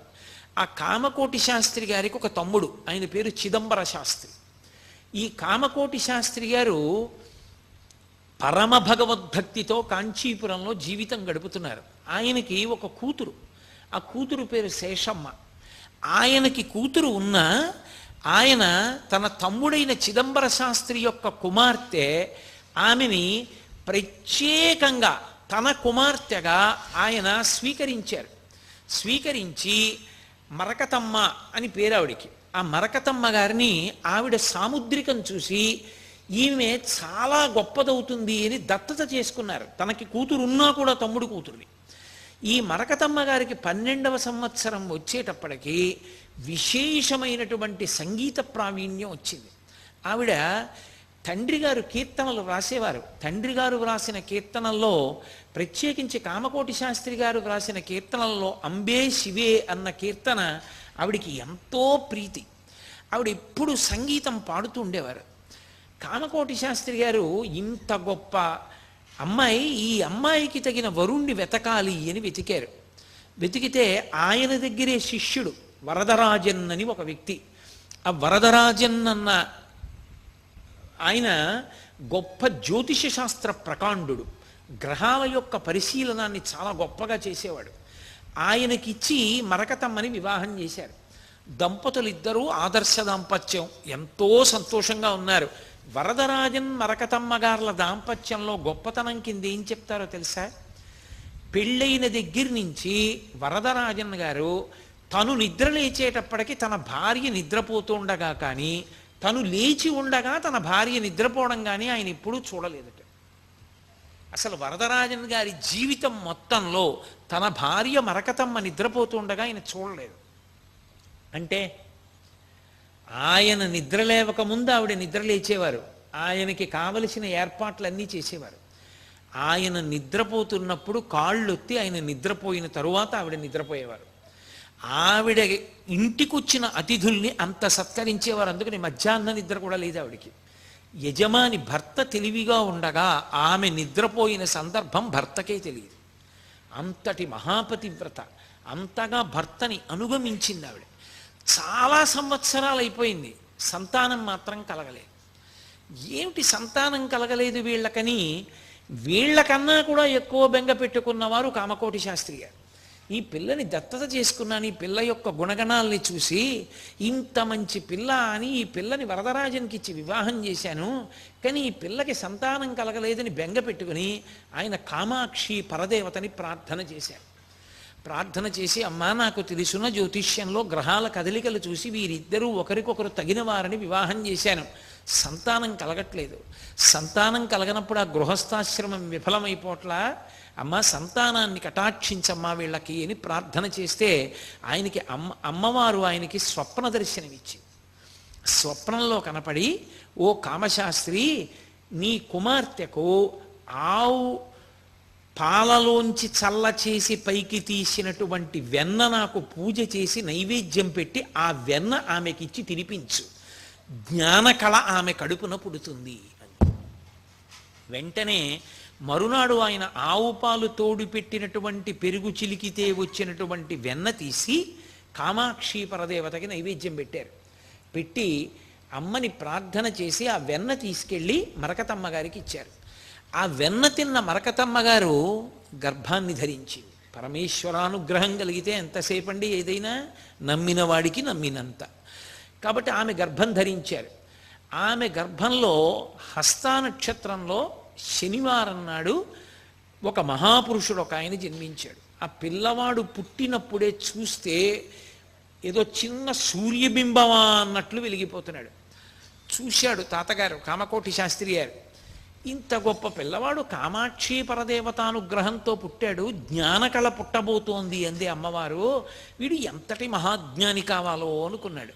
అనుకుని శనివారం నాడు పుట్టాడు కనుక వెంకటేశ్వర స్వామి వారి యొక్క ప్రసాదంగా భావన చేసి ఆ పిల్లవానికి తన పూర్వీకుల యొక్క పేరుని గుర్తుంచుకుని శేషాద్రి అని నామకరణం చేశారు. ఆ పిల్లవాడు పెరిగి పెద్దవాడు అవుతున్నాడు. ఆయన ఎప్పుడూ తనలో తాను ఏదో చింతన చేస్తున్నట్లుగా ఉండేవాడు ఆ పిల్లాడు. ఒక రోజున ఆ తల్లిగారు మరకతమ్మ గారు రోజు కామాక్షి పరదేవత దర్శనానికి వెళ్ళేది. ఈ పిల్లవాడిని ఎత్తుకుని ఆవిడ వెడుతోంది. ఆ కామాక్షి దర్శనానికి వెడుతుంటే ఆ రహదారికి రెండు వైపులా అంగళ్లలో బొమ్మలు అమ్ముతున్నారు. ఈ పిల్లవాడు అమ్మ చంకలోంచి కిందకి దిగి మెల్లిగా పరిగెత్తుకుంటూ వెళ్ళి అప్పుడే కొట్టు తెరిచాడు ఒక వ్యక్తి. నవనీత కృష్ణుడు అంటారు. నవనీత కృష్ణుడు అంటే వెన్న తింటున్న కృష్ణుడు.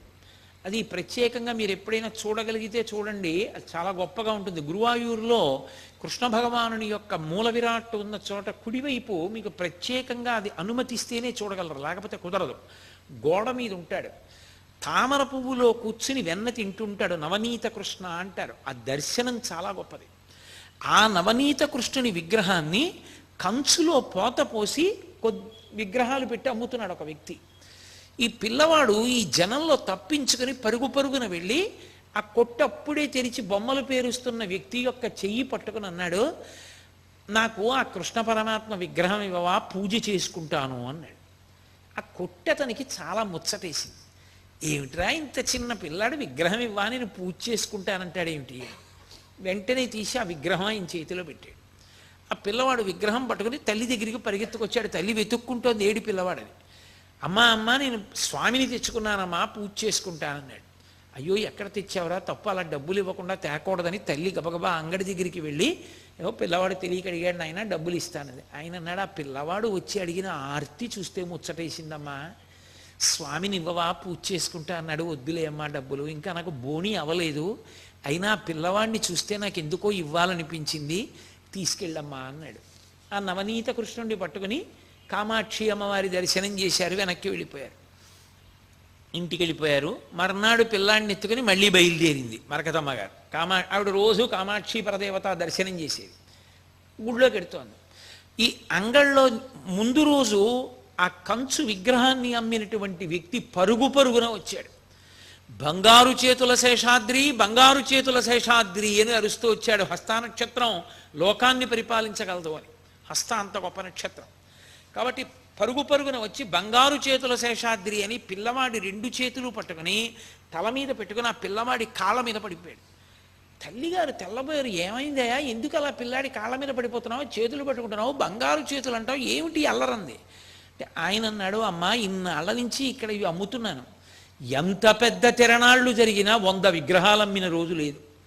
కొట్టు తెరవగానే ఈ పిల్లవాడు వచ్చి నాకొక్క స్వామిని ఇవ్వవా, పూజ చేసుకుంటానన్నాడు. అమ్మా నువ్వు చెప్తే నమ్మవు, నిన్నను ఒక్కరోజే 1000 విగ్రహాలు అమ్మానమ్మా, ఈ పిల్లవాడు చేత్తో ముట్టుకుంటే అన్నాడు. ఒక్కరోజు 1000 విగ్రహాలు. అప్పటి నుంచి ఆ పిల్లవాడిని బంగారు చేతుల శేషాద్రి అని పిలుస్తూ ఉండేవారు. ఆయన అన్నం కూడా తినేవారు కాదు, వెళ్ళి కూర్చుని ఎప్పుడూ తనలో తానే రమిస్తూ ఉండేవారు. 10వ ఏట తండ్రి ఉపనయనం చేశారు. శాస్త్రప్రవేశం చేసి చక్కగా శాస్త్రాలు, రామాయణ భారత భాగవతాలు అన్నీ చదువుకున్నారు. కానీ తండ్రి గారు అకస్మాత్తుగా శరీరాన్ని విడిచిపెట్టేశాడు. ఎప్పుడైతే వరదరాజన్ శరీరాన్ని విడిచిపెట్టేశాడో నిర్ఘాంతపోయింది ఆ తల్లి మరకతమ్మ గారు. ఆ పిల్లవాడిని తీసుకుని చాలా కాలం ఆమె తండ్రి గారైన కామకోటి శాస్త్రి గారే పోషణ చేశారు. ఒకానొకప్పుడు ఆయన రామాయణం మీద ఉపన్యాసాలు చెప్పడానికి వెళ్ళవలసి ఉండి తన శరీరం అనుమతించక అనారోగ్యంతో ఉండి పిల్లవాడిని పిలిచి శేషాద్రిని వెళ్ళి ప్రసంగాలు చేయమన్నారు. అద్భుతమైన ప్రసంగాలు చేసి తిరిగి వచ్చాడు ఆ పిల్లాడు. తల్లిగారు కూడా వెళ్ళారు. కాలక్రమంలో కామకోటి శాస్త్రి గారు నేను పెద్దవాడిని అయిపోయానని ఉపనిషత్ బ్రహ్మేంద్ర స్వామి వారి దగ్గర సన్యాసాశ్రమ స్వీకారం చేసి తదనంతర కాలమునందు శరీరం వదిలిపెట్టేశారు. వీళ్ళ పోషణ భారం వరదరాజన్ గారి తమ్ముడైనటువంటి రామస్వామి అని ఆయన పేరు. ఆ రామస్వామి ఆయన భార్య పేరు కళ్యాణి.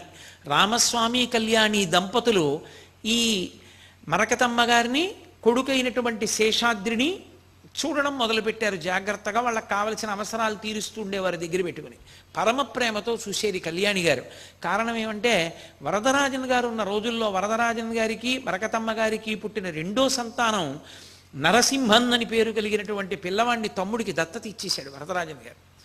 అందుకని తమ్ముడైనటువంటి ఆ రామస్వామికి అన్నగారి సంతానమైనటువంటి శేషాద్రి అన్న వదిన గారు మరకతమ్మ గారన్న మహాప్రేమ గౌరవం. దగ్గర పట్టుకుని చూస్తున్నాడు. ఈ పిల్లవాడు పెద్దవాడు అవుతున్న కొద్దీ ఏకాంతంలో ఉండడం మొదలుపెట్టాడు. తలుపులేసి కూర్చునేవాడు. అన్నం తినేవాడు కాదు. ఎప్పుడో 1 గంటకో 2 3 బయటికి వస్తూ ఉండేవాడు. రామచంద్రమూర్తి, కామాక్షి పరదేవత ధ్యానంలో ఉండి ఉండి ఉండి ఉండి పైకి లేచి ఆ పిల్లవాడు అకస్మాత్తుగా ఒక రోజున తెల్ల కాగితం మీద ఇలా గీశాడు 5 కొండలు. 5 కొండలు వచ్చాయి, 5 శిఖరాలు. ఆ 5 శిఖరాల్ని ఆయనకి తెలియకుండానే పూజామందిరంలో పెట్టుకుని పూజ చేస్తుండేవాడు. అవి ఏమిటో ఎందుకు గీశాడో ఆయనకే తెలియదు. అలా ఎక్కడైనా ఉన్నాయో కూడా ఆయనకి తెలియదు. ఆయన పూజ చేస్తుండేవాడు. ఒక రోజున ఆయన ధ్యానంలో ఉన్నారు. పచ్చటి పసుపు రంగులో ఉన్న పాము ఒకటి వచ్చి ఆయనని వెన్నుపాము దగ్గర నుంచి పైకి పాకి కంఠాన్ని చుట్టుకుని తలమించి పడగలు విప్పింది. చల్లగా ఉంది, ఏదో పాకుతోందని చూసే లోపల అది కంఠాన్ని చుట్టుకుని పడగ విప్పింది. ఆయన ఒక్కసారి కళ్ళు విప్పి పైకి చూసి ఇలా చూశారు. పచ్చటి బంగారు రంగులో ఉంది పాము. ఓ కామాక్షి పరదేవత నన్ను అనుగ్రహించింది అనుకున్నారు. ఆయన చెవిలో వినపడింది, నీకు పరదేవతానుగ్రహం కలిగింది, నిన్ను కన్న తల్లి వెళ్ళిపోతోంది అని వినపడింది. వెంటనే ఆయన అమ్మని చూడ్డానికి పెరట్లోకి వెళ్ళారు. చెట్టు కింద ఉన్నారు మరకతమ్మ గారు. ఆశ్చర్యకరమైన సంఘటన ఆ రోజున జరిగింది. ఈ పిల్లవాడు శేషాద్రి అమ్మ దగ్గరికి వెళ్ళాడు. అమ్మ గభాలను లేచి కూర్చుని పిల్లాడిని దగ్గరికి తీసుకుని చెయ్యి పట్టుకుని ఉంచి 2 శ్లోకాలు చెప్పారు ఆవిడ.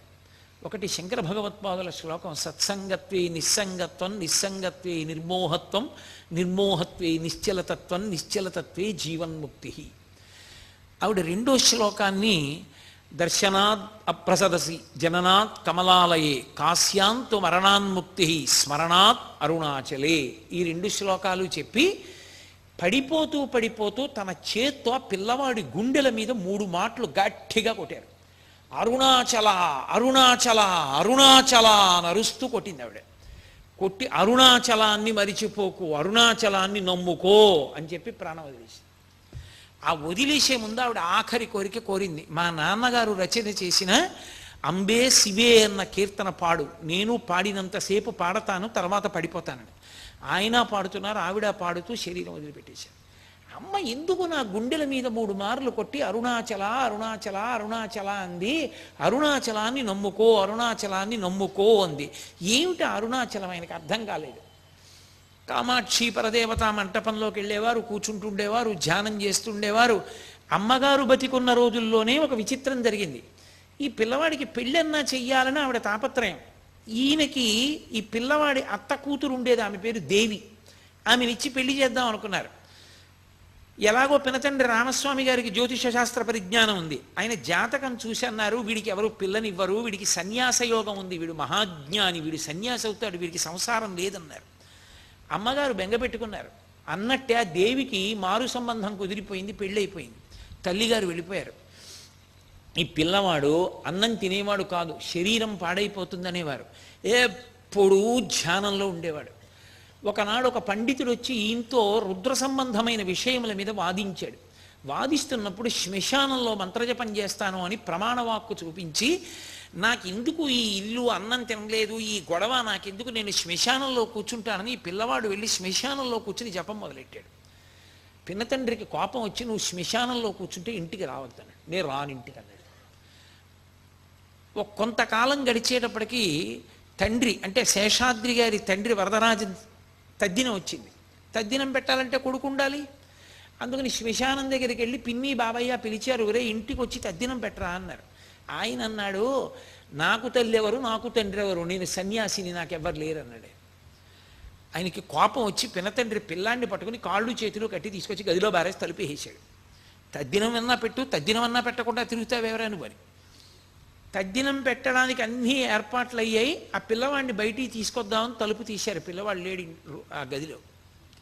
వేసిన తలుపు వేసినట్టే ఉంది, దానికి ఇంకో ద్వారం లేదు, ఇంకో కిటికీ లేదు. కానీ పిల్లవాడు మాత్రం లేడు. అప్పుడు ఆయన నిశ్చయించుకున్నారు, ఇంకా వీడు యోగి పురుషుడు అయిపోయాడు, వీడిని కామాక్షి పరదేవతే తప్పించేసింది, ఇక వీడు సామాన్య బంధనాల్లో ఇమడడు అనుకున్నారు. ఇంతలో కొంతకాలానికి కాంచీపురానికి ఒక మహానుభావుడు బాలాజీ స్వామి వారిని పేరు కలిగినటువంటి ఒక సన్యాసి, ఒక పరివ్రాజకుడు ఒక ఆయన వచ్చారు. వచ్చి ఆయన సన్యాస దీక్ష ఇచ్చారు ఈ పిల్లవాడికి. అదే పేరుతో ఇచ్చారు, శేషాద్రి స్వామి అన్న పేరుతోటి ఇచ్చారు. సన్యాసం కూడా తీసుకున్నాడు. ఇంకా ఆయనకి దేని మీద వ్యామోహం లేదు. బయలుదేరారు. తిన్నగా అనేక క్షేత్రాలు చూస్తూ అరుణాచల క్షేత్రానికి చేరుకున్నారు.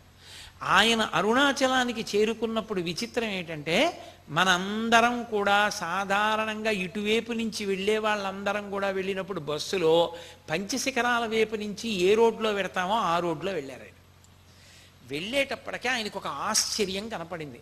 తను ఒకనాడు కాగితం మీద ఏ 5 శిఖరాల బొమ్మ గీశారో ఆ 5 శిఖరాలే స్వాగతం పలికాయి. ఏమి నా భాగ్యం, ఇదా అరుణాచలం అనుకున్నారు. అరుణాచలంలో ఉన్నటువంటి అరుణాచలేశ్వర దేవస్థాన ప్రధాన అర్చకుడు చూశాడు, కానీ ఆయన తేజస్సు గుర్తుపట్టలేకపోయాడు. సరే, దుర్గమ్మ క్షేత్రంలో కూర్చునేవారు ఎప్పుడూ జపం చేసేవారు. ఆయన్ని లోకమంతా ఒక పిచ్చివాడు అనుకునేది, మహాత్ములందరినీ పిచ్చివాళ్ళని అనుకుంది ఈ లోకం. ఎందుకని అంటే చంద్రశేఖర భారతీ స్వామి వారు అంటుండేవారు, శృంగగిరి పీఠాధిపత్యం వహించిన మహాపురుషులు ఎవరిని పిచ్చివాడు అంటాం? ఎవడు మనకు అర్థం కాలేదో వాడిని పిచ్చాడంటాం. మనకు అర్థం కాలేదు కాబట్టి పిచ్చాడు అంటున్నాం, ఆయనకి మనం అర్థం కాం కాబట్టి మన్ని పిచ్చివాళ్ళని ఆయన అంటాడు. మనకు అర్థం కాని వాళ్ళందరూ పిచ్చివాళ్ళు అయితే జ్ఞానులు కూడా మనకు అర్థం కారు, అందుకే మనం వాళ్ళని పిచ్చాళ్ళ లెక్కలో కట్టేస్తాం. రామకృష్ణ పరమహంసని, చంద్రశేఖర భారతీ స్వామిని తీసుకెళ్ళి మహానుభావుడు శేషాద్రి స్వామిని వీళ్ళందరినీ పిచ్చాళ్ల కింద లెక్క కట్టడానికి రమణ మహర్షి అంతటి వాళ్ళని రాళ్లతో కొట్టడానికి కారణం అదే. మనకు అర్థం కాదు కాబట్టి పిచ్చాడంటాం. ఆయన మహానుభావుడు పిచ్చివాళ్లే తిరుగుతూ ఉండేవారు. అక్కడ ఉన్నటువంటి ఆ అరుణాచల పట్టణంలో ఈ గృహస్థులందరూ కూడా బయట పారేసినటువంటి పనికిమాలిన వ్యర్థ పదార్థాన్ని బండిలో పోసి పట్టుకెడుతుండేవారు. ఆయన బండెక్కి కూర్చుని, స్పష్టంగా చెప్పాలంటే పెంటకుప్ప మీద కూర్చుని, ఇది నా కుచ్చుల బండి అంటుండేవారు. అందరూ రాత్రి నిద్రపోతుంటే ఆయన గట్టిగా అరుస్తూ పరిగెడుతుండేవారు. ఆయన నిద్రపోకండి యముడొచ్చి ఎత్తుకుపోతాడు, నిద్రపోకండి అని అరుస్తూ పరిగెడుతుండేవారు. భగవద్గీతలో అంటారు, యానిషా సర్వభూతానాం తస్యాత్ జాగర్తి సంయమి యస్యాత్ జాగృతి భూతాని సానిషా పశ్యతో మునేహే అంటారు. సమస్త జీవులు నిద్రపోతున్న వేళ యోగి మేల్కొని ఉంటాడు. ఆయన నిద్రపోవడం కొన్ని సంవత్సరాల పాటు ఎవరూ చూడలేదు. ఆయన ఎవరైనా ఆయనకి భోజనం పెడితే ఇలా కూర్చుని ఆ భోజనాన్ని తీసుకెళ్ళి కనపడినటువంటి ప్రాణులన్నిటికీ పెట్టేస్తుండేవారు. ఆయన ఎవరినైనా చెంప మీద కొడితే వాడు మహదైశ్వర్యవంతుడు అవుతుండేవాడు. ఆయన ఒకసారి ఒక దుకాణం దగ్గరికి వెళ్ళారు. అతను వచ్చిన వాళ్ళందరికీ ఏదో పదార్థాలు తయారు చేసి అవి అమ్ముతూ ఉండేవాడు. మీకు బాగా అర్థం అవ్వాలంటే కాఫీ హోటల్ అనుకోండి. ఆయన అక్కడికి వెళ్ళి ఒక రోజున అకస్మాత్తుగా ఏం చేశారంటే, మైదా పిండి ఉన్నటువంటి బస్తా పైకెత్తి నీళ్ల తొట్లో ఉన్న నీళ్లు కొన్నింటిలో పోసేశారు. అదంతా కలిపి పెద్ద ముద్ద అయిపోయింది. అతను ఏం అనలేదు. శేషాద్రి స్వామి మహాత్యం తెలుసున్నవాడు కాబట్టి ఊరుకున్నాడు. కానీ ఇంత మైదాపిండి నీళ్లలో ముద్దయిపోయింది, ఇంత ముద్ద నేను ఏం చేసుకుంటాను, అయ్యయ్యో నష్టం వస్తుంది అనుకున్నాడు. అకస్మాత్తుగా ఓ సర్కస్ కంపెనీ వాళ్ళు తిరువణ్ణామలై వచ్చి, మేము గుడారం అవి వేసుకోవాలి, మాకు సమయం లేదు, నువ్వు 800 పరోటాలు చేసి బగలవా అన్నారు. ఆ మైదాపిండితో కలిపి తొందరగా పరోటాలు చేసి ఇచ్చి ఆ రోజున విశేషమైన లాభం గడించాడు. ఆయన చేష్టితములంత విచిత్రంగా ఉండేవి. ఆయన ఎడమ చేతిలో 3 శూలములు ఉండేవి. 3 శూలములు అంటే శూలాల గుర్తులు. కుడి చేతిలో ఎర్రటి వలయం ఉండేది. ఆయన ఎంత ఆశ్చర్యకరమైన పనులు చేసేవారంటే, ఆయన ఎప్పుడూ తిరువణ్ణామలై విడిచిపెట్టి వెళ్ళలా. భగవాన్ రమణులు ఎలా వెళ్ళలేదో అలాగే శేషాద్రి స్వామి కూడా ఉన్నంతకాలము తిరువణ్ణామలై విడిచిపెట్టకుండానే ఉండేవారు. పిచ్చివాళ్లే తిరుగుతుండేవారు, ఉన్మాది అనుకునేవారు. అక్కడే దగ్గరలో విఠోబాస్వామి వారిని ఒక స్వామివారు ఉండేవారు పక్క ఊళ్ళో. ఆయన మంచి మహాత్యం కలిగిన వాళ్ళు, తపస్సిద్ధి పొందినవారు. ఒక రోజున నడిచి వెళ్ళిపోతున్నటువంటి శేషాద్రి స్వామి ఆకాశం వంక చూసి, అడిగో విఠోబా వెళ్ళిపోతున్నాడు అని అరిచారు. ఎవరికి అర్థం కాలేదు, ఏమిటి విఠోబా వెళ్ళిపోతున్నాడు అని అరుస్తున్నారు ఏమిటి అనుకున్నారు. ఆయన అరిచి అన్నారు, విఠోబా వెళ్ళిపోతున్నాడు దేవతల దగ్గరికి అన్నారు. కాసేపటికి పక్క ఊరు నుంచి వార్త వచ్చింది, విఠోబాస్వామి శరీరాన్ని విడిచిపెట్టేశారు. ఆయన ఆకాశం వంక చూసి పిలుస్తుండేవారు, దేవతలు వెడుతున్నారు, అదిగో యక్షులు వెడుతున్నారు, అదిగో కొంతమంది శరీరం విడిచిపెట్టి వెళ్ళిపోతున్నారని పేర్లు పెట్టి పిలుస్తుండేవారు. అంతటి మహితాత్ముడు, పుట్టుక చేత యోగి, మహానుభావుడు, కారణజన్ముడు, కామాక్షి పరదేవత అనుగ్రహంతో పుట్టి అరుణాచల పర్వతం చేత ఆకర్షింపబడ్డారు ఆయన. అటువంటి మహాయోగి ఆయన ఒక్క తిరువణ్ణామలైలోనే తిరుగుతూ ఉండేవారు. అటువంటి వారిని బలవంతంగా వేరొక ఊరు తీసుకెళ్లాలని, మా ఊరు రండి అంటే నేను రానన్నారు. ఆయన్ని బలవంతంగా పట్టుకుని ఒక రైలు ఎక్కించి తీసుకెళ్ళిపోతున్నారు. ఆ రైలు వేగం అందుకుని తిరువణ్ణామలై సరిహద్దుల దగ్గరికి వెడుతోంది. ఆయన రైల్లోంచి దూకేశారు. కాళ్ళు చేతులు అన్ని దెబ్బలు తగిలాయి. అదే సమయంలో వేరొక రైలు కూడా వచ్చింది. 2 రైళ్లు ఆగాయి. అవతల రైల్లోంచి దిగిన వ్యక్తి ఆత్మహత్యా ప్రయత్నం చేశాడు, ఇతన్ని పోలీసులకు అప్పచెప్తానని చెప్పి ఆ అవతల రైలు యొక్క డ్రైవరు గార్డు కలిసి ఈయన్ని పోలీసులకు అప్పచెప్తామని చెప్పి రైలు ఎక్కించారు. మళ్ళీ 2వ రైలు ఎక్కించి ఇంజిన్ డ్రైవర్ వెళ్ళి ఇంజిన్ స్టార్ట్ చేశాడు, కానీ ఆ రైలు కదలలేదు. ఎక్కడ పొరపాటు వచ్చిందో అర్థం కాలేదు. ఎంతమంది వచ్చి చూసినా రైలు కదలలేదు. వాళ్ళకి అనుమానం వచ్చి ఈ ఊరు వదిలిపెట్టనంటున్న ఈ మనం రైలు ఎక్కించాం, అందుకు వెళ్ళటం లేదా అని, అయ్యా మీరు రైలు దిగి ఊళ్ళోకి వెళ్ళిపోండి అన్నారు. వెంటనే శేషాద్రి స్వామి రైలు దిగిపోయి రైలు పెట్ల మీద ఇలా కొట్టి పరిగెత్తండి అన్నారు. అంతే, రైలు బయలుదేరిపోయింది. ఆయన మహితాత్ముడు. అంటే మీరు ఒక్క విషయం గుర్తుపెట్టుకోవాలి, అలా జరుగుతాయా అండి అని మీకు అనుమానం ఉండొచ్చు. యోగి వాక్కుని ఈశ్వరుడు సత్యం చేస్తాడు. సత్యాన్ని యోగి పలుకుతాడు అనుకుంటే పొరపాటు. ఒకటి మీరు బాగా జ్ఞాపకం పెట్టుకోవాలి, అసలు యోగికి దీని మీద ఏమీ అనురక్తి ఉండదు. మనం ఏం చేస్తామంటే తప్పంతా ఎక్కడ చేస్తామంటే వీటిని మనం పట్టుకుని ఇందుచేత పూజనీయుడు అంటాం మనం. దాన్ని వాళ్ళు చాలా అసహ్యించుకుంటారు. నేను మీకు అబద్ధం చెప్తున్నాను అనుకుంటే సురేశ్వరాచార్యులు వారు వార్తికం చేశారు దక్షిణామూర్తి స్తోత్రం మీద. అందులో వారు ఒక మాట అంటారు, పక్షి రెట్ట వేస్తే ఉత్తరయ్యం మీద పడింది అనుకోండి, నేను తీసి ఇలా కొట్టేసి కడిగేసుకున్నట్టే యోగి సిద్ధుల గురించి వెంపర్లాడడు. యోగి సిద్ధులను పట్టుకుని యోగిని గొప్పవాడని చెప్పకూడదు. యోగి ఎందుకు సిద్ధులు వస్తాయో తెలుసా? వాళ్ళు కావాలని ప్రకటన చేయరవి, అవి వాళ్ళకి వశమవుతాయి. అష్టసిద్ధులు వశమవుతాయి. ఎందుకంటే ఎప్పుడూ ఈశ్వరునితో కలిసి ఉంటారు. అనేన యుజ్యతే ఇది యోగ అంటాడు పతంజలి. ఉన్న కారణం చేత వాళ్ళ నోటి వెంట ఏదొచ్చిందో అది సత్యమవుతుంది. అది యోగి యొక్క గొప్పతనం. యోగి వైశిష్ట్యాన్ని పరిశీలించాలి తప్ప యోగి సిద్ధుల్ని పట్టుకుని అందుకు గొప్పవాడంటూ మీరు మాట్లాడకూడదు. దోషం అది. అలా మాట్లాడకూడదు. ఎప్పుడు అలా మాట్లాడితే అసలు ఆ యోగులే ఇష్టపడరు. కానీ మరి ఎందుకు చెప్తున్నారండి మీరు నన్ను అని అడగచ్చు. ఒక యోగి వైభవంగా చెప్తున్నాను అంతే. దాన్ని ఆయనకి పరమేశ్వరుడితో ఆయన ఎంత కలిసిపోయి ఉండడం వల్ల ఆయన వాక్కు ఈశ్వర వాక్కు అయిందో మీకు నేను చెప్తున్నాను. ఆయన ఒకనకొకప్పుడు ఒక శవం శ్మశానానికి తీసుకెడుతుంటే దాని వెనక ఆయన వెళ్ళారు.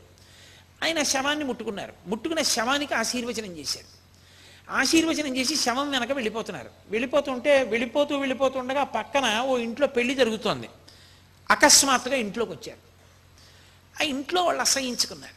చిచి శవం వెనకాతలు వచ్చాడు, శవాన్ని ముట్టుకున్నాడు, పెళ్లి ఇంట్లోకి వచ్చాడు, వద్దంటే లేనిపోని గొడవ. యోగి గబుక్కుని ఏమంటాడో, ఏమంటే ఏమవుతుందో, ఎందుకు వచ్చిన గొడవని. కానీ ఎవరికి ఇష్టం లేదు ఆయన రావడం. చికాగ్గా చూస్తున్నారు.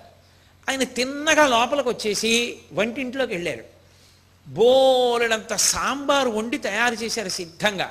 అకస్మాత్తుగా వెళ్ళి అక్కడ ఉన్న వంట వాళ్ళని తప్పుకోమని 2 చేతులతోటి ఆ మరుగుతున్న సాంబార్ని కింద దోహించారు. ఆ కింద పడిపోయి ఆ సాంబార్ అంతా ఒలికిపోయింది. దూర్తుడు ఇలాగే ప్రవర్తిస్తాడు, అర్థం లేను, యోగి అంటాడు, ఏమన్నా అంటాను, నోటితో ఏమంటాడో ఏమవుతుందో అని భయం అని పెళ్లి వాళ్ళందరూ తిట్టుకున్నారు. అందులో అటువైపు సాంబారే కదూ మొదట వడ్డించాలి, ఆ సాంబారే కింద పడిపోతే బాధ కదూ వాళ్ళకి. అదేమో అనుకున్నారు. ఆ మిగిలిపోయిన సాంబార్లోంచి చచ్చిపోయినటువంటి నాగుపాము బయటపడింది. ఎవ్వరికీ తెలియదు. అందులో ఒక నాగుపాము పడి చచ్చిపోయింది, ఉడికిపోయి.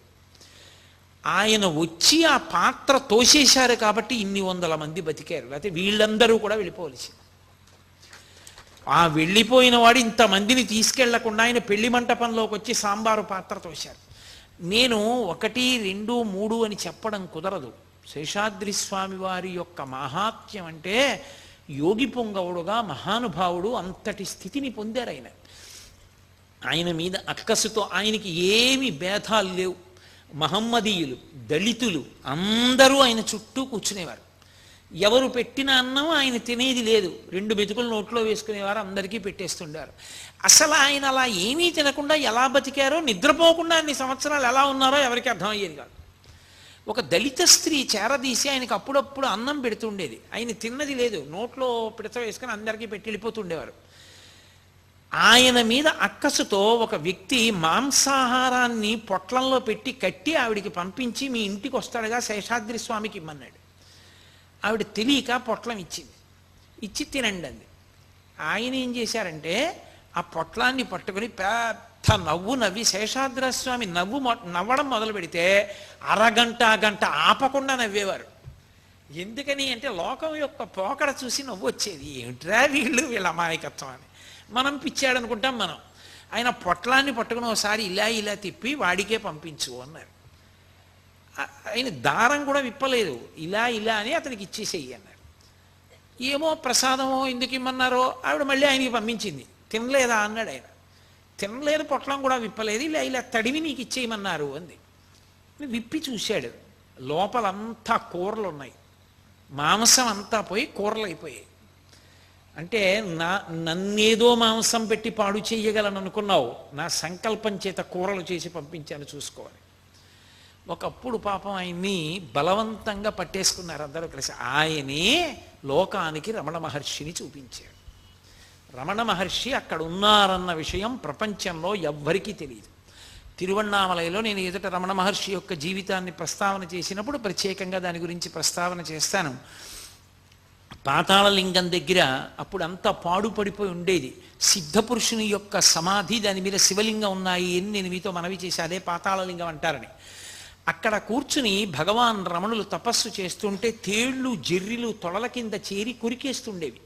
నిత్తురు కారిపోయి అట్టలు కట్టింది. ఎవరు వెళ్ళేవారు కాదు అసలు ఆ లోపలికి. అక్కడ ఏనుగు ఉండేది అంతే. అసలు ఆ గుడి దగ్గరికి ఎవరు వెళ్ళేవారు కాదు, కిందకి ఎవరు దిగే అవకాశం లేదు. శేషాద్రి స్వామి అకస్మాత్తుగా అక్కడికి వెళ్ళి నిలబడి పెద్ద కేకలేశారు. ఒక బ్రాహ్మణ స్వామి ఇందులో ఉన్నాడు, పిల్లవాడు పైకి తీసుకురండి అని అరిచారు. అరిస్తే అక్కడ ఉన్న వాళ్ళు వచ్చి అందులో ఉన్నాడని మీకు ఎలా తెలుసు అని అడిగారు. ఆయన అన్నారు, నేను కామాక్షిని, నేను పార్వతిని, నా బిడ్డ సుబ్రహ్మణ్యుడు ఉంటే నాకు తెలియదు, అందులోనే ఉన్నాడు, తీసుకురండి బయటికి అని వెళ్ళిపోయారు. వీళ్ళందరూ నిజమా కాదా అని మెలిగారంతా. పెద్ద డొంకలు తుప్పలుగా ఉండేది. కర్రలతో పక్కకి తీసి మెల్లిగా లోపలికి వెళ్ళి చూసేటప్పటికి తనలో తాను రమిస్తూ భగవాన్ రమణులు కూర్చుని తపస్సమాధిలో ఉన్నారు. అప్పుడు అక్కడి నుంచి కూర్చున్న వారిని కూర్చున్నట్టే పైకి ఎత్తి పట్టుకొచ్చి ఇప్ప చెట్టు కింద కూర్చోపెట్టారు. భగవాన్ రమణుల్ని లోకానికి చూపించినటువంటి మహాపురుషులు శేషాద్రి స్వామి. అటువంటి శేషాద్రి స్వామిని ఊరి ప్రజలందరూ భక్తి ఎక్కువైపోయి బలవంతంగా పట్టుకుని ఆయనకి అభిషేకాలం అన్న పేరుతో నూతులు ఎండిపోయేలా నీళ్లు 2 రోజుల పాటు పోశారు. ఆయన అన్నారు, నాకు చలి జ్వరం వస్తుంది అన్నారు.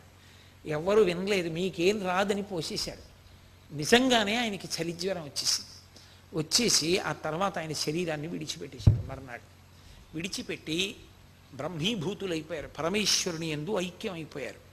శేషాద్రి స్వామి గురించి నేను ఎంత చెప్పినా తక్కువే.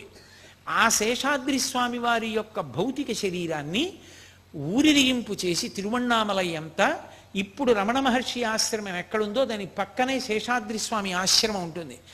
ఆ ఆశ్రమానికి తీసుకొచ్చి అక్కడ భూస్థాపితం చేశారు. చేసి దాని మీద శివలింగం ఉంచారు. ఇప్పటికీ శేషాద్రి స్వామిని నమ్ముకున్న వాళ్ళు చెప్తూ ఉంటారు, ఇప్పటికీ ఆయన జ్యోతిస్వరూపంతో కనపడతారని, భక్తుల్ని అనుగ్రహిస్తారని. ఆయన గురించి చెప్పుకున్నా, ఆయన గురించి విన్నా, ఆయనకి నమస్కారం చేసినా ఆయన వెంటనే గురుస్థానంలో కూర్చుని మనందరినీ కాపాడతారు అని చెప్తారు. అంతటి మహాపురుషులు. అరుణాచలం వాళ్ళ అమ్మగారి నోటి వెంట ఉచ్చరింపబడి అంతటి మహాయోగి పురుషుణ్ణి ఆకర్షించి తన దగ్గరికి లాక్కుంది. అందుకని కృత్తికా దీపోత్సవం రూపంలో జ్యోతి దర్శనం జరగడం కాదు, ఎన్నో జ్యోతులు, ఎందరో గురువులు, ఎందరో ఆచార్య పురుషులు, ఎందరో మహాపురుషులు అరుణాచలమనబడేటటువంటి ఆ పరమశివుని చేత ఆకర్షింపబడి ఆ అరుణాచల పట్టణ ప్రవేశం చేసి అక్కడ నివాసం చేసి మనందరినీ కూడా ఎంతో గొప్పగా అనుగ్రహించారు.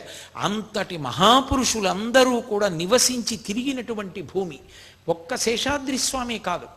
నాకు 9 రోజుల్లో 8 రోజుల్లో చెప్పడానికి అవకాశం లేక, కానీ ఎంతమంది మహాయోగులు తిరిగినటువంటి పవిత్ర భూమో అరుణాచలం. అటువంటి పవిత్ర భూమిలో ప్రదక్షిణం చెయ్యడం, అటువంటి చోట అరుణాచలేశ్వరుణ్ణి దర్శనం చేయడం, అటువంటి సిద్ధపురుషులు జ్యోతిస్వరూపాలుగా ఉంటారు అని ఉంటారు. ఏమి ఇప్పటికీ ఎందరో నమ్ముతారు. అందున శేషాద్రి స్వామి ఆశ్రమంలో ఉన్నటువంటి దక్షిణామూర్తి విగ్రహాన్ని చూసి తీరాలి. అంత అద్భుతంగా ఉంటుంది. శేషాద్రి స్వామి ఆశ్రమంలో ఉండేటటువంటి రూమ్స్లో అక్కడ ఉన్న గదుల్లో వసతి ఉన్న వాళ్ళకి ఎదురుగుండా కళ్ళు తెరిచేటప్పటికి తలుపు తెరుచుకొని కళ్ళు తెరిచి నిద్ర లేవగానే స్థూల శివుడు కనపడుతూ ఉంటాడు. ఎందుకని అంటే అది కొండ పాదంలోనే ఉంది ఆ ఆశ్రమం అంతా. చాలా అద్భుతంగా ఉంటుంది, ఎనలేని ప్రశాంతతతో ఉంటుంది. కాబట్టి చక్కగా శేషాద్రి స్వామి ఆశ్రమాన్ని మీ అందరూ కూడా అరుణాచలం వెళ్ళినప్పుడు దర్శనం చేసుకోండి. అటువంటి మహాపురుషుని యొక్క అనుగ్రహం మనందరికీ కలగాలి అని ఆ అరుణాచలేశ్వరుణ్ణి, అపితకుచాంబని, కామాక్షి పరదేవతని ప్రార్థన చేద్దాం. అసలు అరుణాచలము అంటే దానికి మారుపేరుగా వచ్చేసినటువంటి వారు అంత గొప్పగా అరుణాచలంతో అవినాభావ సంబంధం ఏర్పడిపోయినటువంటి వారు భగవాన్ రమణులు.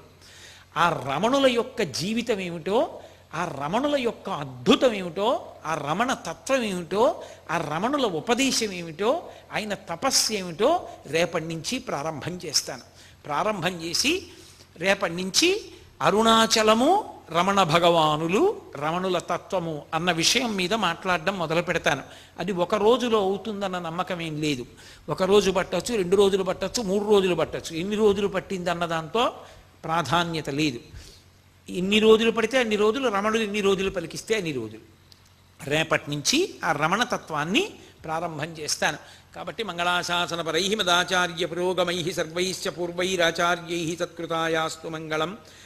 మంగళం కోసలేంద్రాయ మహనీయ గుణాత్మనే చక్రవర్తి తనూజాయ సర్వభౌమాయ మంగళం. ఉమాకాంతాయ కాంతాయ కామితార్థప్రదాయినే శ్రీగిరీశాయ దేవాయ మలినాథాయ మంగళం. కరచరణకృతం వా కర్మవాక్కాయజం వా శ్రవణనైనజం వా మానసం వాపరాధం విహితం వా సర్వమేత్తక్షమస్వా శివ శివ కరుణాబ్ధే శ్రీమహాదేవ శంభో. సర్వం శ్రీ ఉమామహేశ్వర పరబ్రహ్మార్పణమస్తు. స్వస్తి.